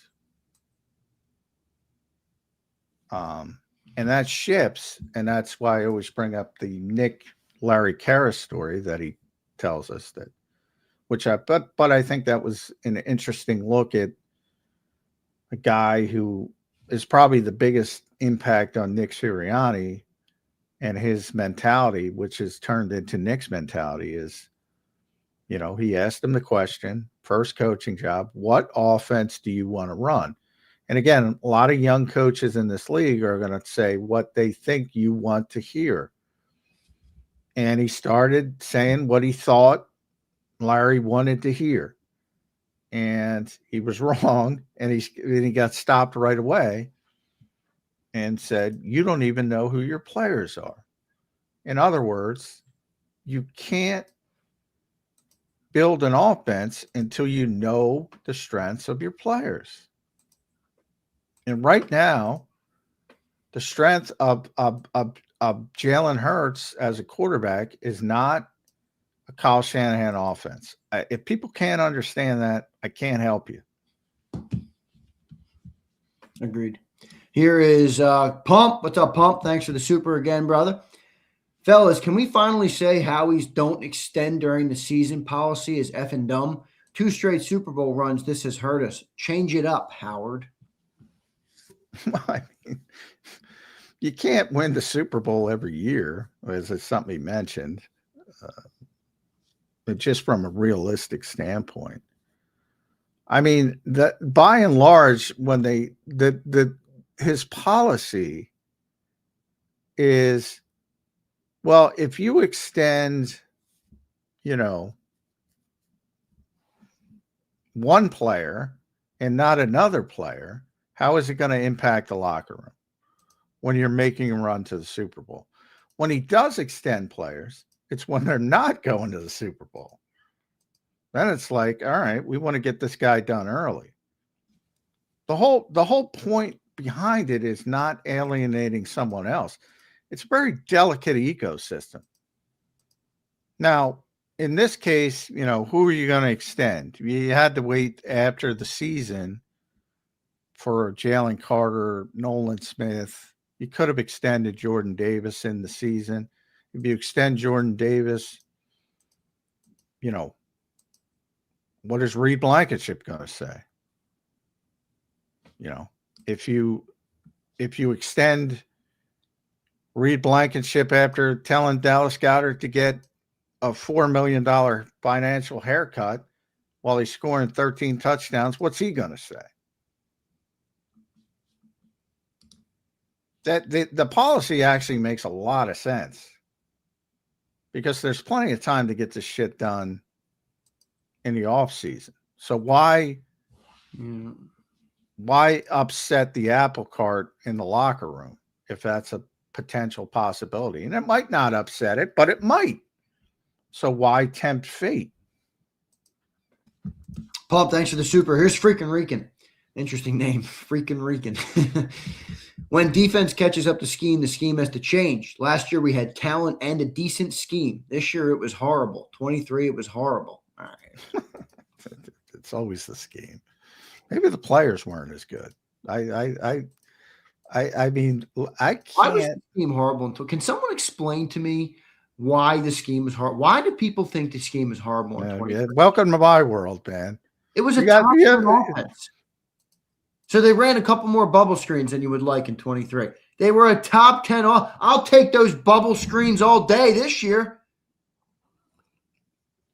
Remember, it really the best indication of that is not 2023 in the offense. It's 2022 in the defense, which was literally number 2 in the NFL. And all the advanced statistics, very good. You have 70 sacks, which I think at 5 to 15 to do it in NFL history. And you will say people die on a cross that the scheme sucked, which, by the way, the scheme is Vic Fangio's scheme. Same scheme. Yeah, I mean, people don't want to blame players for not executing. That's just the nature of it. And Jordan Mailata talked about that. It's like they don't want to blame the guy who makes $22 million and bought the jersey. Nobody's buying Kevin Patullo jerseys. Nobody, and forget about the guys who are a failure. In the revisionist history world, and here's the clear revisionist history. Last year we had talent in a decent scheme, so it's not over the top. So I'll go through it, but it's a decent scheme because you won the Super Bowl. It's the same damn scheme as this year. Now you can say defense has caught up. Maybe it needed to evolve a little bit, but well, they try to evolve it. How many different things? And that's another part. Ironically, they did more different things this year than they've ever done before. Going under center. Is that not evolving? No, it's not evolving. You know why it's not evolving, Zander? Because it didn't fucking work that well. Agreed. I know that. You don't have to explain it to me. I understand it. I just think. What about all the red zone stuff? What about all the new red zone stuff? And that was actually successful. I mean, there was a lot of. There's some rumors out there that was Scott Loeffler more than Kevin Patullo. Yeah, well, there's rumors from fucking idiots. Yeah, I agree. It wasn't Scott fucking Loeffler. In fact, Patullo has a passion for the red zone. In fact, if you want to blame Patullo, which I know everybody does, you blame him for focusing too much on the fucking red zone at the expense of everywhere else on the field, because the guy was obsessed with red zone. You know, if you go back to the Super Bowl week, there was a Kenny Pickett interview. People can look it up. Talking about Kevin Patullo as the secret weapon. Talking about Kevin Patullo being the biggest impact on the red zone, the 2-minute offense, and the and game planning. And he was very close to Kellen. So Kellen gave him a lot of responsibility. Don't buy some bullshit screen scout going back to Bowling Green and saying they ran the same play. Everybody runs the same fucking plays.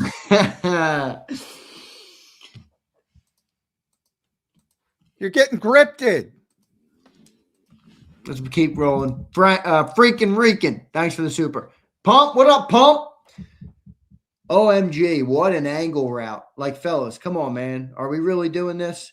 That bum pass rush didn't do squat, and Jalen's offense blows. Well, it was quite an angle route, so I disagree with you there. But you're right. The pass rush stunk in that game, which is disappointing because that, especially in the interior guys, because that's where I thought they had the huge advantage, and it just wasn't good. So, as usual with Pump, there's a little snippet of truth, and then he just goes off the rails. And he goes off. He is funny. Yeah. Pump, thank you, brother. Appreciate it. All right, John, let's get off the Eagles. I'm just talking about the fucking Eagles. All right, let's look at these games. Stop when you're hosting Birds 365. I know. I'm aware of this. All right, I'm aware of this, J-Mac. You don't got to remind me here. All right, let's look at this NFL divisional round games this weekend. All right, John, we got 4 games, 2 Saturday, 2 Sunday. First game, Saturday, 4:30. Bills, Broncos. What do you like in that game, John? You got the great Broncos defense. You got the Bills team, which just lost 2 more. John, they already had no receivers. Now they lost Gabe Davis and Shavers, both of them torn ACLs. They're without 2 more receivers, less than they already had. And that Broncos team obviously has that great defense. What do you think of that early game? I'm starting to ship towards, all right, Josh Allen's going to just play Superman and get this team over the hump. Now, those receivers, look, I always disappointing when somebody gets hurt, especially torn ACLs. But Gabe Davis is not relevant. No, he's not. But I just mean, like, dude, they don't have bodies. John, they're down. Well, they're actually getting better because they got Coleman back on the field. He made a big play. Yeah. So Brandon Cooks is playing well now after struggling. So they're getting better. And then Shakir's obviously has been their best receiver. So they're actually getting slightly better. Now, they're not great. I still don't like their talent level, but I think their defense is me, and they might get Ed. I haven't seen Ed Oliver. They started his window. If he gets back, that's big. The Broncos, look, I mean, they're the number 1 seed. They've won a lot of games. They have a good defense. I don't trust the quarterback. That's what it comes down to. The head coach is an egomaniac. I'm going to bet on Josh Allen for the upset.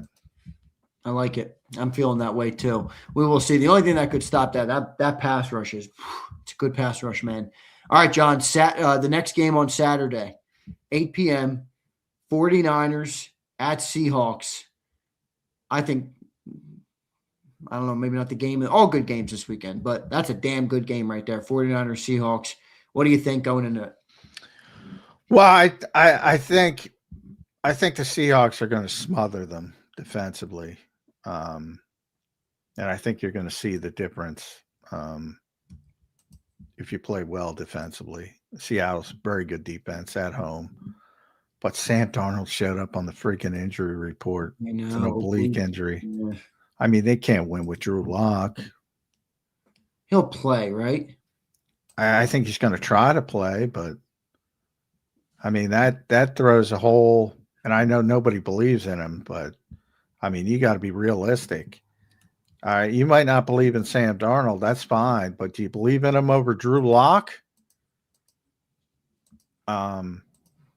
If not, you need some help. So to me, it's all about how healthy the quarterback is. If the quarterback is even, oblique is what in here, John? Like midsection? Oblique is it's sort of outside of your waist. And it ain't good for a quarterback. And it happened during the week. That is not a good sign. So that shifts my thinking. If it's just minor and he's okay, and whether he's taking a shot or not, he can play. I think they win the game pretty easily. I smell a Niner upset here. Well, if it's Drew Lock, the Niners are going to win the game. I still think it's going to be. Yeah, but what if somebody's struggling because of the oblique? Well, that's a possibility too. Speed him up, mess him up a little bit. Maybe you do get a couple classic Darnold picks because of that oblique is affecting him a little bit. I think you're going to get a couple Purdy picks. Well, you could with that defense for sure. Hey, the Eagles got a couple. Didn't work out, did it? And maybe Seattle gets a defensive touchdown. Still leaning towards Seattle because of that defense. Tough place to play. Really tough place to play. Yeah. Still leaning Seattle, but the Darnold injury, there's some caution with that pick. Interesting. That's going to be a great game. I'm looking forward to that. I'll say this as an Eagle fan. Obviously, you want to be playing, but let's call a spade a spade. This season wasn't fun. How many times do we try and tell ourselves this was fun to watch or, they win? Da, da, da. This season was miserable. The offense was miserable. It was hard to watch at times. It was hard to talk about because you got to criticize it, but everyone's like, we won the Super Bowl. Shut up. This season, I feel a sigh of relief. I got to watch some football. Carefree this weekend without giving a shit about where the Eagles are. Here's the divisional round on Sunday, John. Texans, Patriots, first game Sunday at 3 p.m. in New England. What do you think? I think that's going to be an ugly, grinded out game. I don't know what the weather's going to be. I haven't checked. But it's probably going to be cold. Not probably, but boy, I mean, the Texans defense is just, we just talked about Denver's defense. We talked about Seattle's defense. The best defense in football is the Houston Texans. They are dominant. Now, C.J. Stroud is stinking up the joint. But I think, and obviously Drake May's had a tremendous season, but I think he's going to struggle against that defense and that pass rush. He's a bad processor. That defense is relentless. No, I'm talking about CJ's a bad processor. Oh, CJ. Slow. Yeah, he's not having a good season. But I think it's going to be like a 13-10 game, and I think I got the Patriots. I think Houston's going to upset them. Yeah, I'm going to take the Pats. You're taking the Texans. That defense is damn good. There's no doubt. Yeah, I think it's going to be a really close to the best game. Really close to the best. I don't think there's going to be a lot of offense at all. We'll see. You're not going to get much from the Texans. They're kind of like the Eagles. Like they need their defense to take over the game because their offense doesn't do shit. Has struggled. And then the final game of the divisional round weekend, Rams in Chicago. Sunday night, 6:30. Finally, they gave us a game that's a reasonable time. Well, the game will be over by 10 p.m. Nice. Sunday division round's always 6:30. It is interesting because they do Saturday. They do the 4:38 bullshit. They should do 3 and 6:30 both days. But whatever. They've always done it that way. The Rams are the best team in football. Haven't been playing like it recently. They're the 5th seed, which they shouldn't be. And the Bears are the Bears, and they're probably going to play bad early and make a comeback late. And it's going to be, can they get over the hump late in the game? And they have done, you got to give Caleb credit, man. Will he pull the play out of his you-know-what, or won't he? That'll probably decide this game. But I'm until the Rams lose, I'm the Rams because I think they're the best team in football. So this is my take here on this game. I've liked the Bears all year. I think their run comes to an end here. And this is mainly because of my good buddy who passed away this year, Pat Callahan, who hosted This Week in Pro Football right here on JAKIB Sports for the last 3 years. He was as big a Ram fan as you can get. Really? And I'm feeling like the Rams go and get the W. And in my mind, it'll be for the great Pat Callahan. Pat, we love you, brother. Rest in peace. And we think of his family. But that's why I'm going to take the Rams, John. I'm feeling like I said that earlier. I think the Rams might go on and win it. And in my mind, it'll be because of Pat Callahan. Obviously, it won't be because of that. But I think it'll be a great homage to Pat Callahan. So I got the Rams winning, John, and the Bears run comes to an end. Yeah, I mean – boy, I picked a lot of upsets. I picked a lot of road teams, which is never probably not going to happen, to be honest, because it is difficult to win on the road in the NFL playoffs. But there's a confidence level. Like I think the Bills are coming out. I'm pretty. If I had to rate confidence level of all these upsets, Rams number 1, Bills number 2. Texans number 3, and then 49ers would be 4th to upset Seattle. But, in my case, I took 3 upsets. So I took Bills, Texans, Rams. Probably not going to happen that way. But that tells you the upheaval of this season. There is no team where you say, all right, they can't win this game. In this group, and there's no team you say can't lose this game in this group, and that makes it fun and exciting. But it also points out that the Eagles aren't as far away, I think, as people think. And I'm not talking about fans; I'm talking about in their own building. A little too much panic for my take. Howie said you can't win the Super Bowl every year, and they act like, the sky's falling. Right. So this is interesting, though, John. Here's me getting ahead of myself. I added Chicago to my weather app because I'm like, the Eagles might go and play Chicago. Let me keep an eye on the weather for next week. Dude, that's going to be a wicked game, John. That also trends Bears. Yeah, I agree. It's supposed to be 20 degrees at night, and it feels like it's going to be in the negatives after 9 p.m. It's going to be like -5 degrees by 11 p.m. It's brutal there. The wind is going to pick up. Looks like it's going to be up to 38 mile an hour gust. Brutal temperatures in Chicago, the Windy City. You ever been to? Oh shit, you've been to Chicago, I'm sure, many times. Many times. Yeah. Last time we were there, it was brutal. That's where Jalen got hurt, and hurt his shoulder. Boy, it was brutally cold that day. Remember, he said he couldn't feel his hands.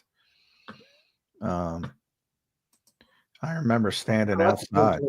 Chicago's no joke when it gets cold there. Yeah. Now, and we saw it here because it was a weather game when the Bears were here. It's going to impact both of the quarterbacks. Yeah, I think Stafford's not. I mean, Eduardo says Rams are horrendous in the cold. Stafford did throw for like 330 versus us in the. Yeah. No he's better equipped to handle it than Caleb. But the Rams as a whole, I mean, they're a pseudo dome team. It's not actually a dome, but obviously Los Angeles. SoFi is sort of open air, but you got the roof over the top. Yeah, but I mean, the Bears don't play like a traditional. They do in the running game, but not in the passing game. The passing game is a shit show when it gets windy and cold. But holy crap, does that kid have some arm talent, John? And you've been talking about, honestly, when you first said it, I knew Caleb got drafted high for a reason. I didn't know it was to this level because you at one point had said he's got maybe some of the best arm talent in all the league. And I heard that. I'm like, damn, really, John? Is that where you're going with that? And now that I've really watched them a lot this year, that kid's got some. Now he's got to be more consistent, and the offense is struggling. But holy crap, if he pieces it, his arm talent, you're right, is second to none. Yeah, he can't. He makes throws that nobody else can make. Crazy. That fourth down play I mean, that was just unbelievable. It really was. And when he's flushing right, which is typically terrible for quarterbacks, you're generally giving up on the play. He's got the ability to whip it on a line 30, 40 yards downfield. It's almost like defenders go, well, he can't make this throw. Well, he can make that throw. So you better plaster. And if he ever does get the consistency, he's going to be special. But I don't know if he's ever going to get the consistency. Yeah, we'll find out. I think Ben is the right guy to help him get closer to that. But you're right. He's got to get it or else it will eventually wane. You can't live off schedule forever. In moments it works. You can't do it forever. All right, John. I'll tell you what, though, that Colston Loveland, he is a beast, man. Oh, yeah. It's funny. Everybody, when they drafted him first, you remember when they took him above Warren? Everyone everybody lost their mind. He's better. Yeah, he's better. Well, I don't know if he's better, but he's more equipped in that offense for sure. They need. Yeah. Because Warren's very good too, but he's very explosive, and that's rare when you have a tight end that explosive. All right, good stuff. Appreciate everybody being here today. Don't forget to hit that like button. Some good football this weekend, guys, with the weight of the Eagles off your shoulders. All right, let's get to these last couple supers. I don't think people are happy about that, though. No, they're not. I'd rather take the weight, but, it does feel kind of good. You don't got to fucking worry about it. Would be in Chicago with that weather. Boy, I think the Eagles would beat the Bears, too. That's tough. But, they're uneven. Uneven year. Ends probably the way it should have ended. Good stuff. Good stuff. All right, let's finish up with some super chats here. Mart, you can end that segment there, brother, if you're listening. Appreciate you, Mart. Here's John. I'm happy to not see 10 passing yards in 2 quarters. Yeah. I mean, look, the lulls were tough to explain. Usually when you have a bad offense, you have a bad offense. The Eagles had a very efficient offense when they would get a first down, and they never got far too often. They never got the first down. It's weird offense. John, thanks. Here's Pumper. I know the season was going to be bad when J-Mac and others reported that most of training camp was swing passes to shit play. Yeah, a lot of swing passes. Not just Saquon involved too, but Well, you know, it is funny, John, looking back on that, because I do remember when we did our camp segments every day, you kept saying it, and it really did bear out to be the way they played. yeah. You know, Well, they didn't throw a lot of swing passes. But no, they did. But you always said they don't push the ball at all. no, Like, they didn't push the ball at all in training camp, which is, I mean, a lot of people don't understand training camp. It's not designed to score touchdowns or make plays. You're trying to get better at, different increments of what you're trying to do. But it was noticeable. They rarely tried to push it down the field.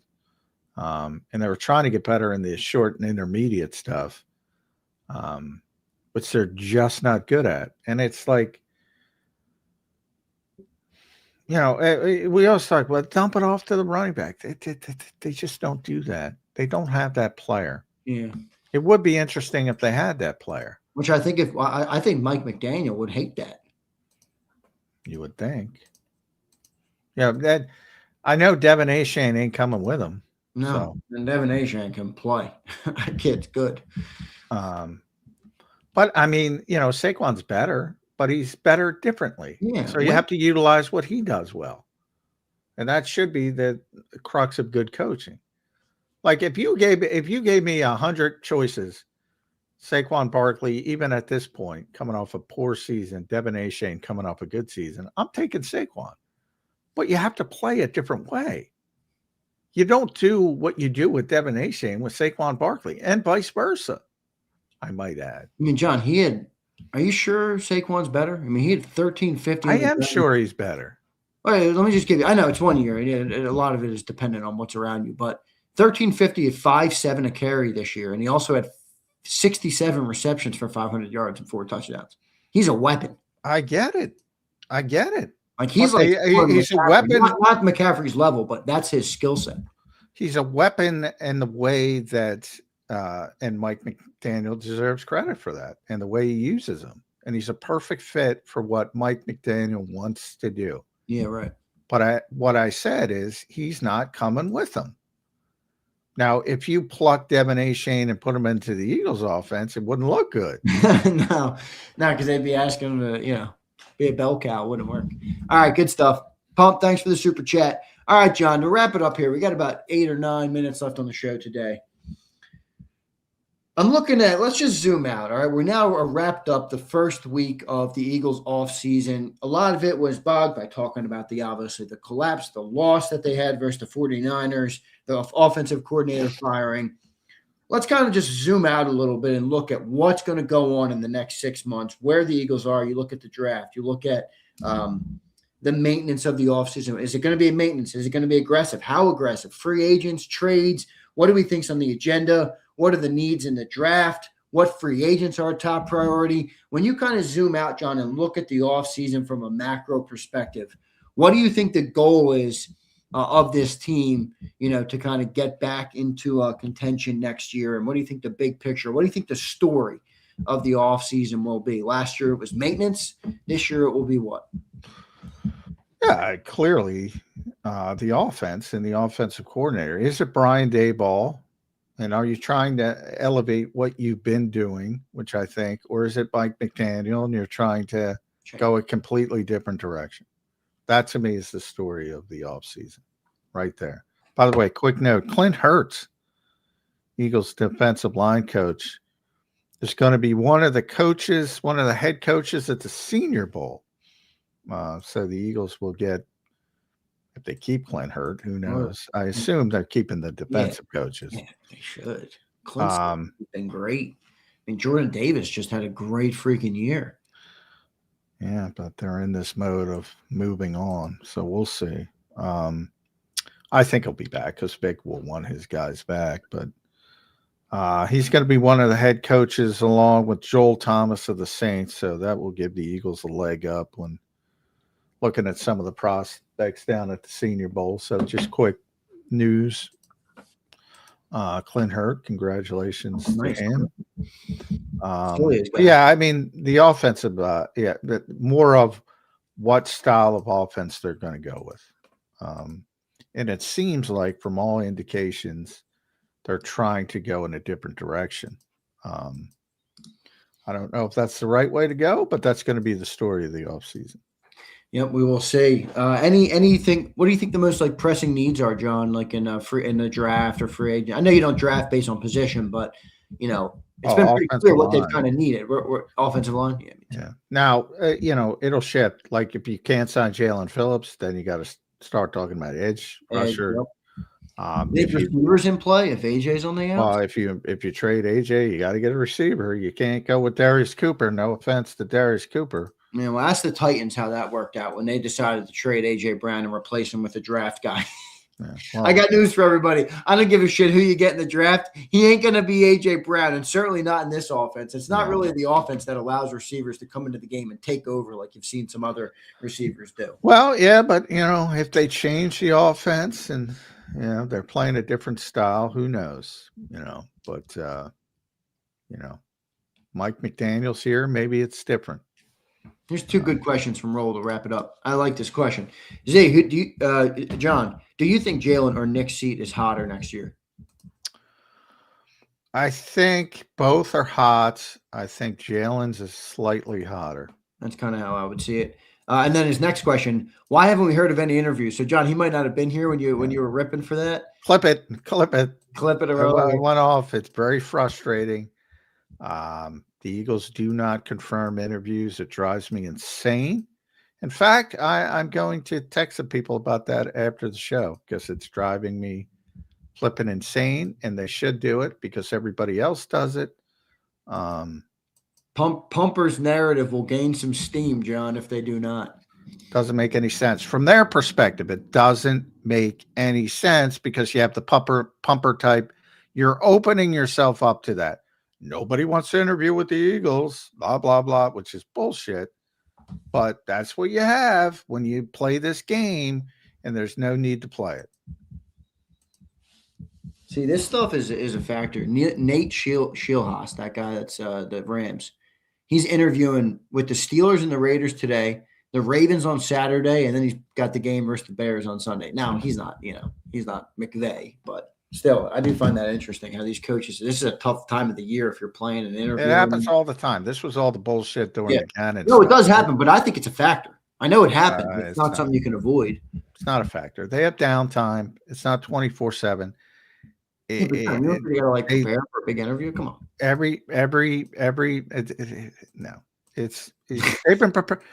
As Nick says, and Nick has said this many times, been asked this, but you're preparing for these interviews your entire life. I know it's the biggest potential biggest promotion of his career. God, it's one of the most overblown fan narratives there is. Guys, really? it happens. You don't think Nate Schilhaas is going to be everybody, the Rams, every single guy has been. Chris Shula's got 7 freaking interviews today. All right, if you tell me it's overblown, I'll take your word for it. 7 interviews he's got lined up today. 7 interviews. And he already talked about it. If you think these guys spend their whole freaking lives to win a Super Bowl, if you think they're not trying to win football games, I mean, the disconnect is you're thinking about this 24/7. No, you have downtime, you have family, you go to dinner. Sometimes you take somebody. That's where really you're taking time out of your personal life. You're not taking time out of your business life. You're not taking interviews on Los Angeles Rams time. You're taking interviews on your personal time. Now, to your point, if guys are unfocused because they're thinking about, oh, I'm going to be the offensive coordinator of someone, or I'm going to be the head coach of someone. Well, they probably wouldn't be in the position they are if they can't compartmentalize that stuff to begin with. Johnny Mac, your final thoughts. The first week of the offseason, my friend. We got a long one ahead of us, John. Your final thoughts here on the week. Enjoy the playoff games, as you said. No rooting interest, and but I would recommend. I would recommend Eagles fans do watch the playoffs games. Don't check it out. If you're a football fan, watch the games. Watch the other teams because I think That's the most frustrating part to me. And it's not just the Eagles fan base. You don't pay attention. A lot of fan bases don't pay attention to the rest of the league. And if you don't pay attention to the rest of the league, you don't have the context to evaluate what's going on with your team. Right. It's true. John, good show, man. Enjoy your weekend, John. Got your Sunday back, brother. I will talk to you on Monday. All right, man. All right. See y'all. All right. Thanks, John. There's Johnny Mac, John McMullen joining us right here on Birds 365. Great show. Great week of shows this week. The off season is off and running, everybody. The off season is off and running. We have yet to get a confirmation on an interview. What the hell's going on down there at NovaCare Complex? Is there anything going on down there at the NovaCare Complex? Nick Sirianni, are you out there? Kevin Patullo, are you out there? What is going on down there? What's going on, everybody? Good to have everybody in here today. Sorry, Pump, I missed your last super for John, but I'll read it. I believe McDaniel, he's going to be McDaniels, I guess, when it comes to Philly. McDaniel would be able to make it work here. He's used to a statue QB who's scared to get hit and has processing issues. Easy day. Oh, I'm yawning. Sorry, everybody. James, what's up, brother? James Jones, good to see you in here, Jammers. I'm yawning. I was up till 2:50 last night. Yeah, why? Well, I was working on something, but I looked up at my thing. I'm like, holy shit, it's 2:20. Wrapped it up, went up, got out of here, and then you get in bed. You can't fall asleep right away. Oh boy. Let me check what my whoop says. What the whoop say? What's the whoop say? Yeah, 2:50. 2:50 to 7 a.m. Oh, 4 hours, folks. 4 hours. Martez says, Hurts is him. All right, Martez. Well, time to fucking be him, Martez. It's time to be him. I don't want to hear about it. I want to see it. I don't need Jalenites telling me he's him. I want you to show me that he's him. Why does he need you to speak for him? Put it on the field. Be him on the field. Come on, Martez. Come on, Martez. Appreciate you for being here. Appreciate you for being here. Here's Theo. Eagles have to go through all the rejections of requests. All right. Gary, me too. I do fine on 4. You know, I guess when I get older, I won't be able to. But also, Gary, I think I'm going to go with that LG. I didn't make the move yet. I got to get this YouTube check in, bro. I'm tight. I can't pull the trigger yet. So I got to wait another couple days. But I do like that one. Gary, I was really trying to find I wanted a big curved one, curved monitor. But I can't find one with a high PPI that's curved.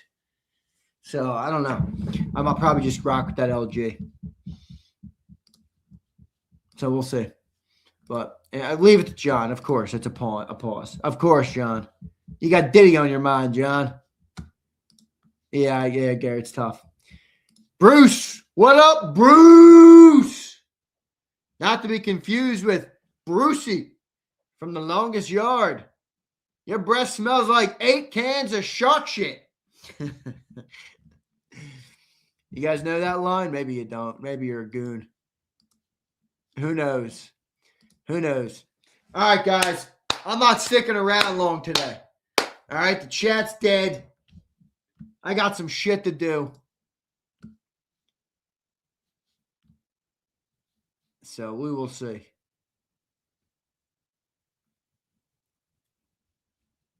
Hurts is a coach killer? Brandon, you're calling him that? Wow. 8 cans of bounce that ass. That's what I know. Abe, that's a pause. That's qualifying of a pause. Here's Abe. I don't know if Kurt was hitting at this scheme looking elementary and it's for Jalen or that he's hitting at the teaching of the scheme is unorthodox. Abe, I'll watch that video when I get off.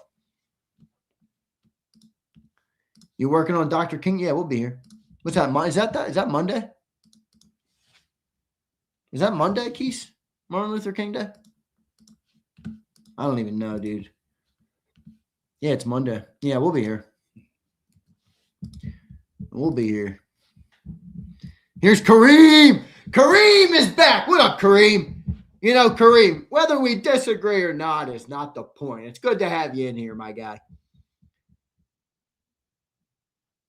Keep the same energy next year when Jalen Hurts bounces back.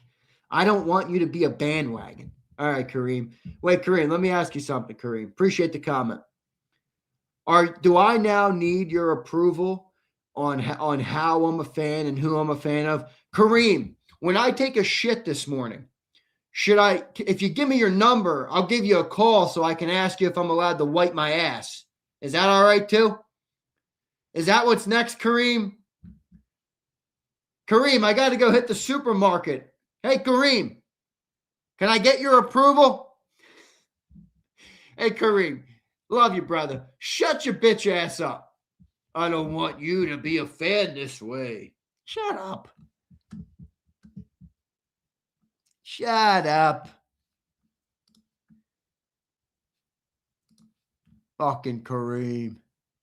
Not to be confused with Kareem Abdul-Jabbar. Here's Boulevard. Apparently, Jason Avant went off on Jalen on Howard Eskin's show. Yeah, Howard Eskin's show is fire. I didn't see it yet, but I heard it was fire. Impulsive. Thank you, bro.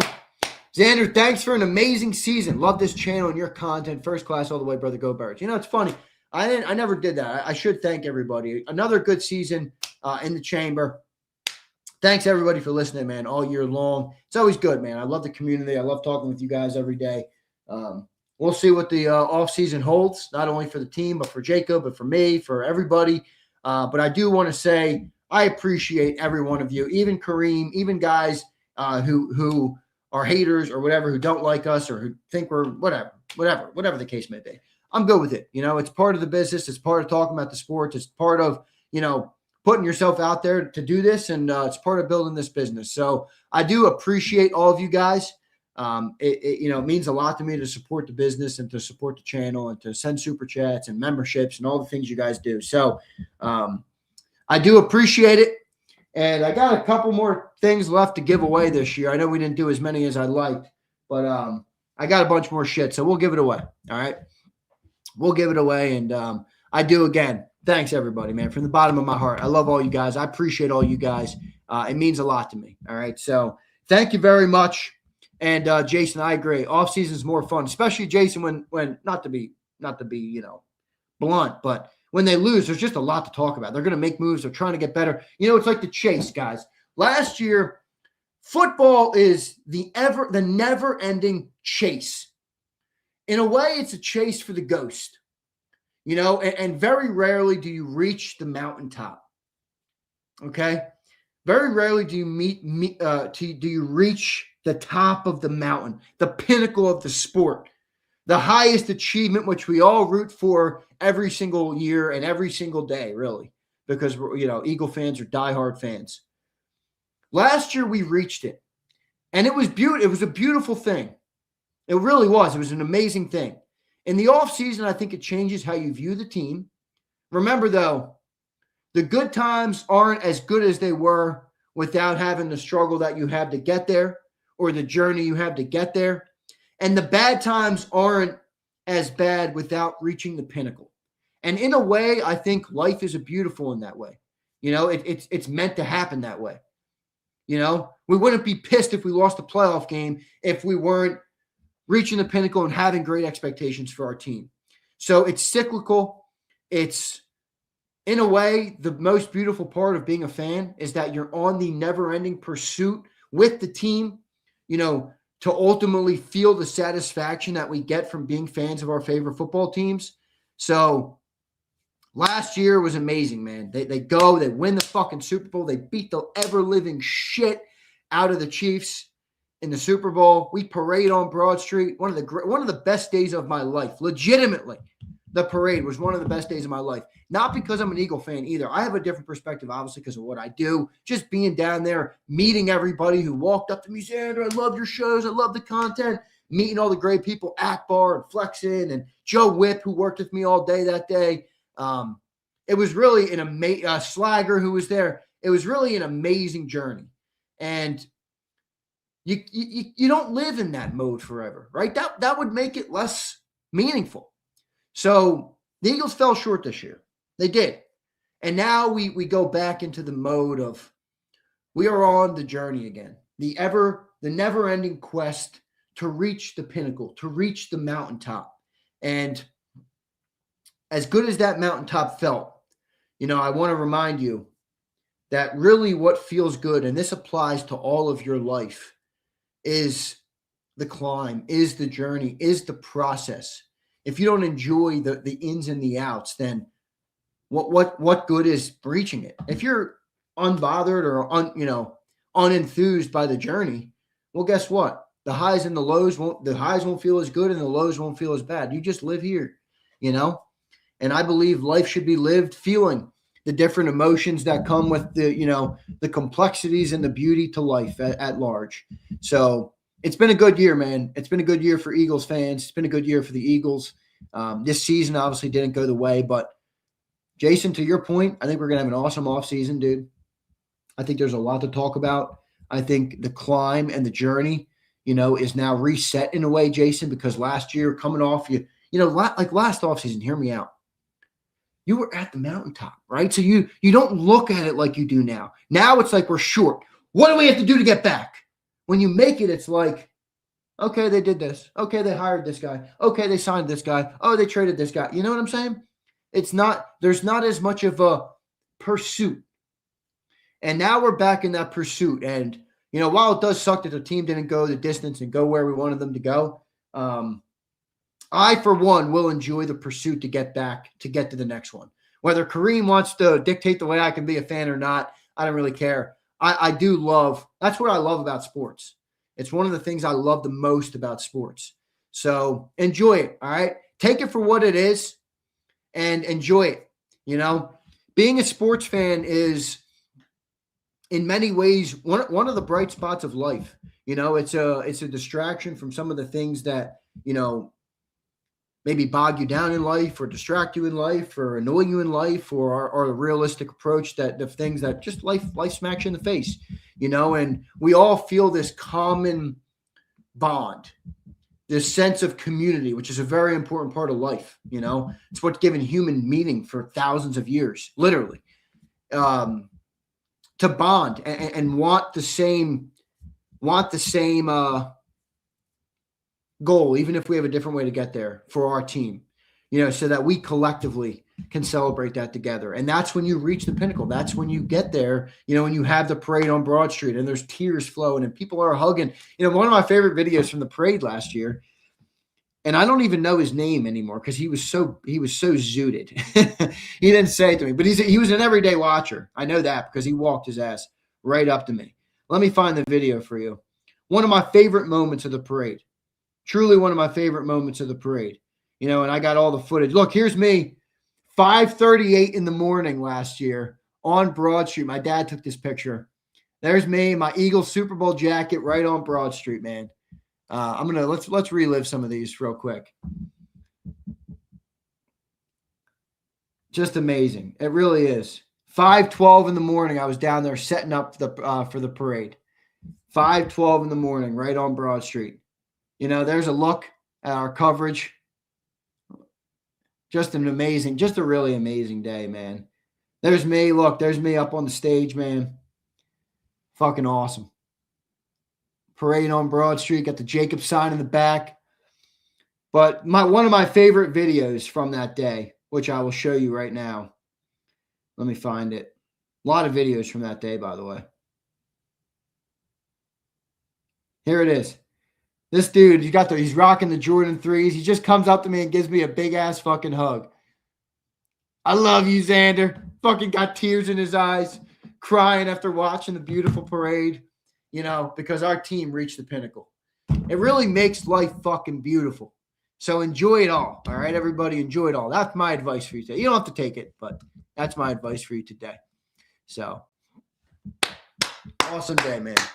Awesome day, awesome journey, awesome for this team to reach that. And now we get back on the ship, man. Get back on the ship. Let's go. Let's get back there. How do we get back there? What do we got to do? What trades we got to make? What offense we have to evolve? What coordinator we got to hire? Who we got to sign? Who we got to trade? Who we got to draft? It's a good process. So enjoy it. It's really one of the things that makes life great. So here's Roll. Zay, do you think they aren't saying anything about interviews because they already got their guy? No, that's not how they do business, Roll. John was bitching about it today. They never confirm interviews. So it's weird. Xander Cyrus, It's the Climb. Love that song. It's the climb. Come on, man. Miley Cyrus is killing it.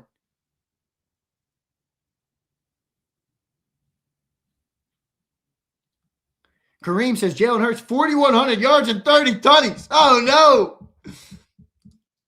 Oh, no. Cheers to the journey. Yes, sir, man. Our offense might suck, but Roll, I say this. I'm blessed to be fucking alive, brother. I'm blessed that my eyes opened this morning. I'm blessed that my feet worked when I got out of bed and they hit the turf.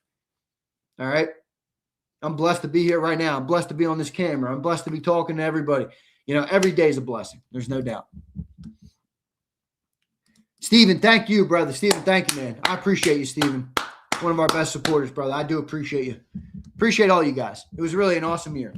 Awesome year. And let's get back on that journey. Everybody go load up their music provider and play It's the Climb or whatever that song is called by Miley Cyrus. It's a good one. All right. All right. Keith, what's up, Keith? Keith, were you at the parade and you didn't fucking come and see me? I was on Patterson. Well, you're a dickhead. How about that, Keith? I'm just kidding. I love you, Keith. All right, brother. Love all you guys. I'm out of here. See you next time, everybody. EAGLES. Eagles.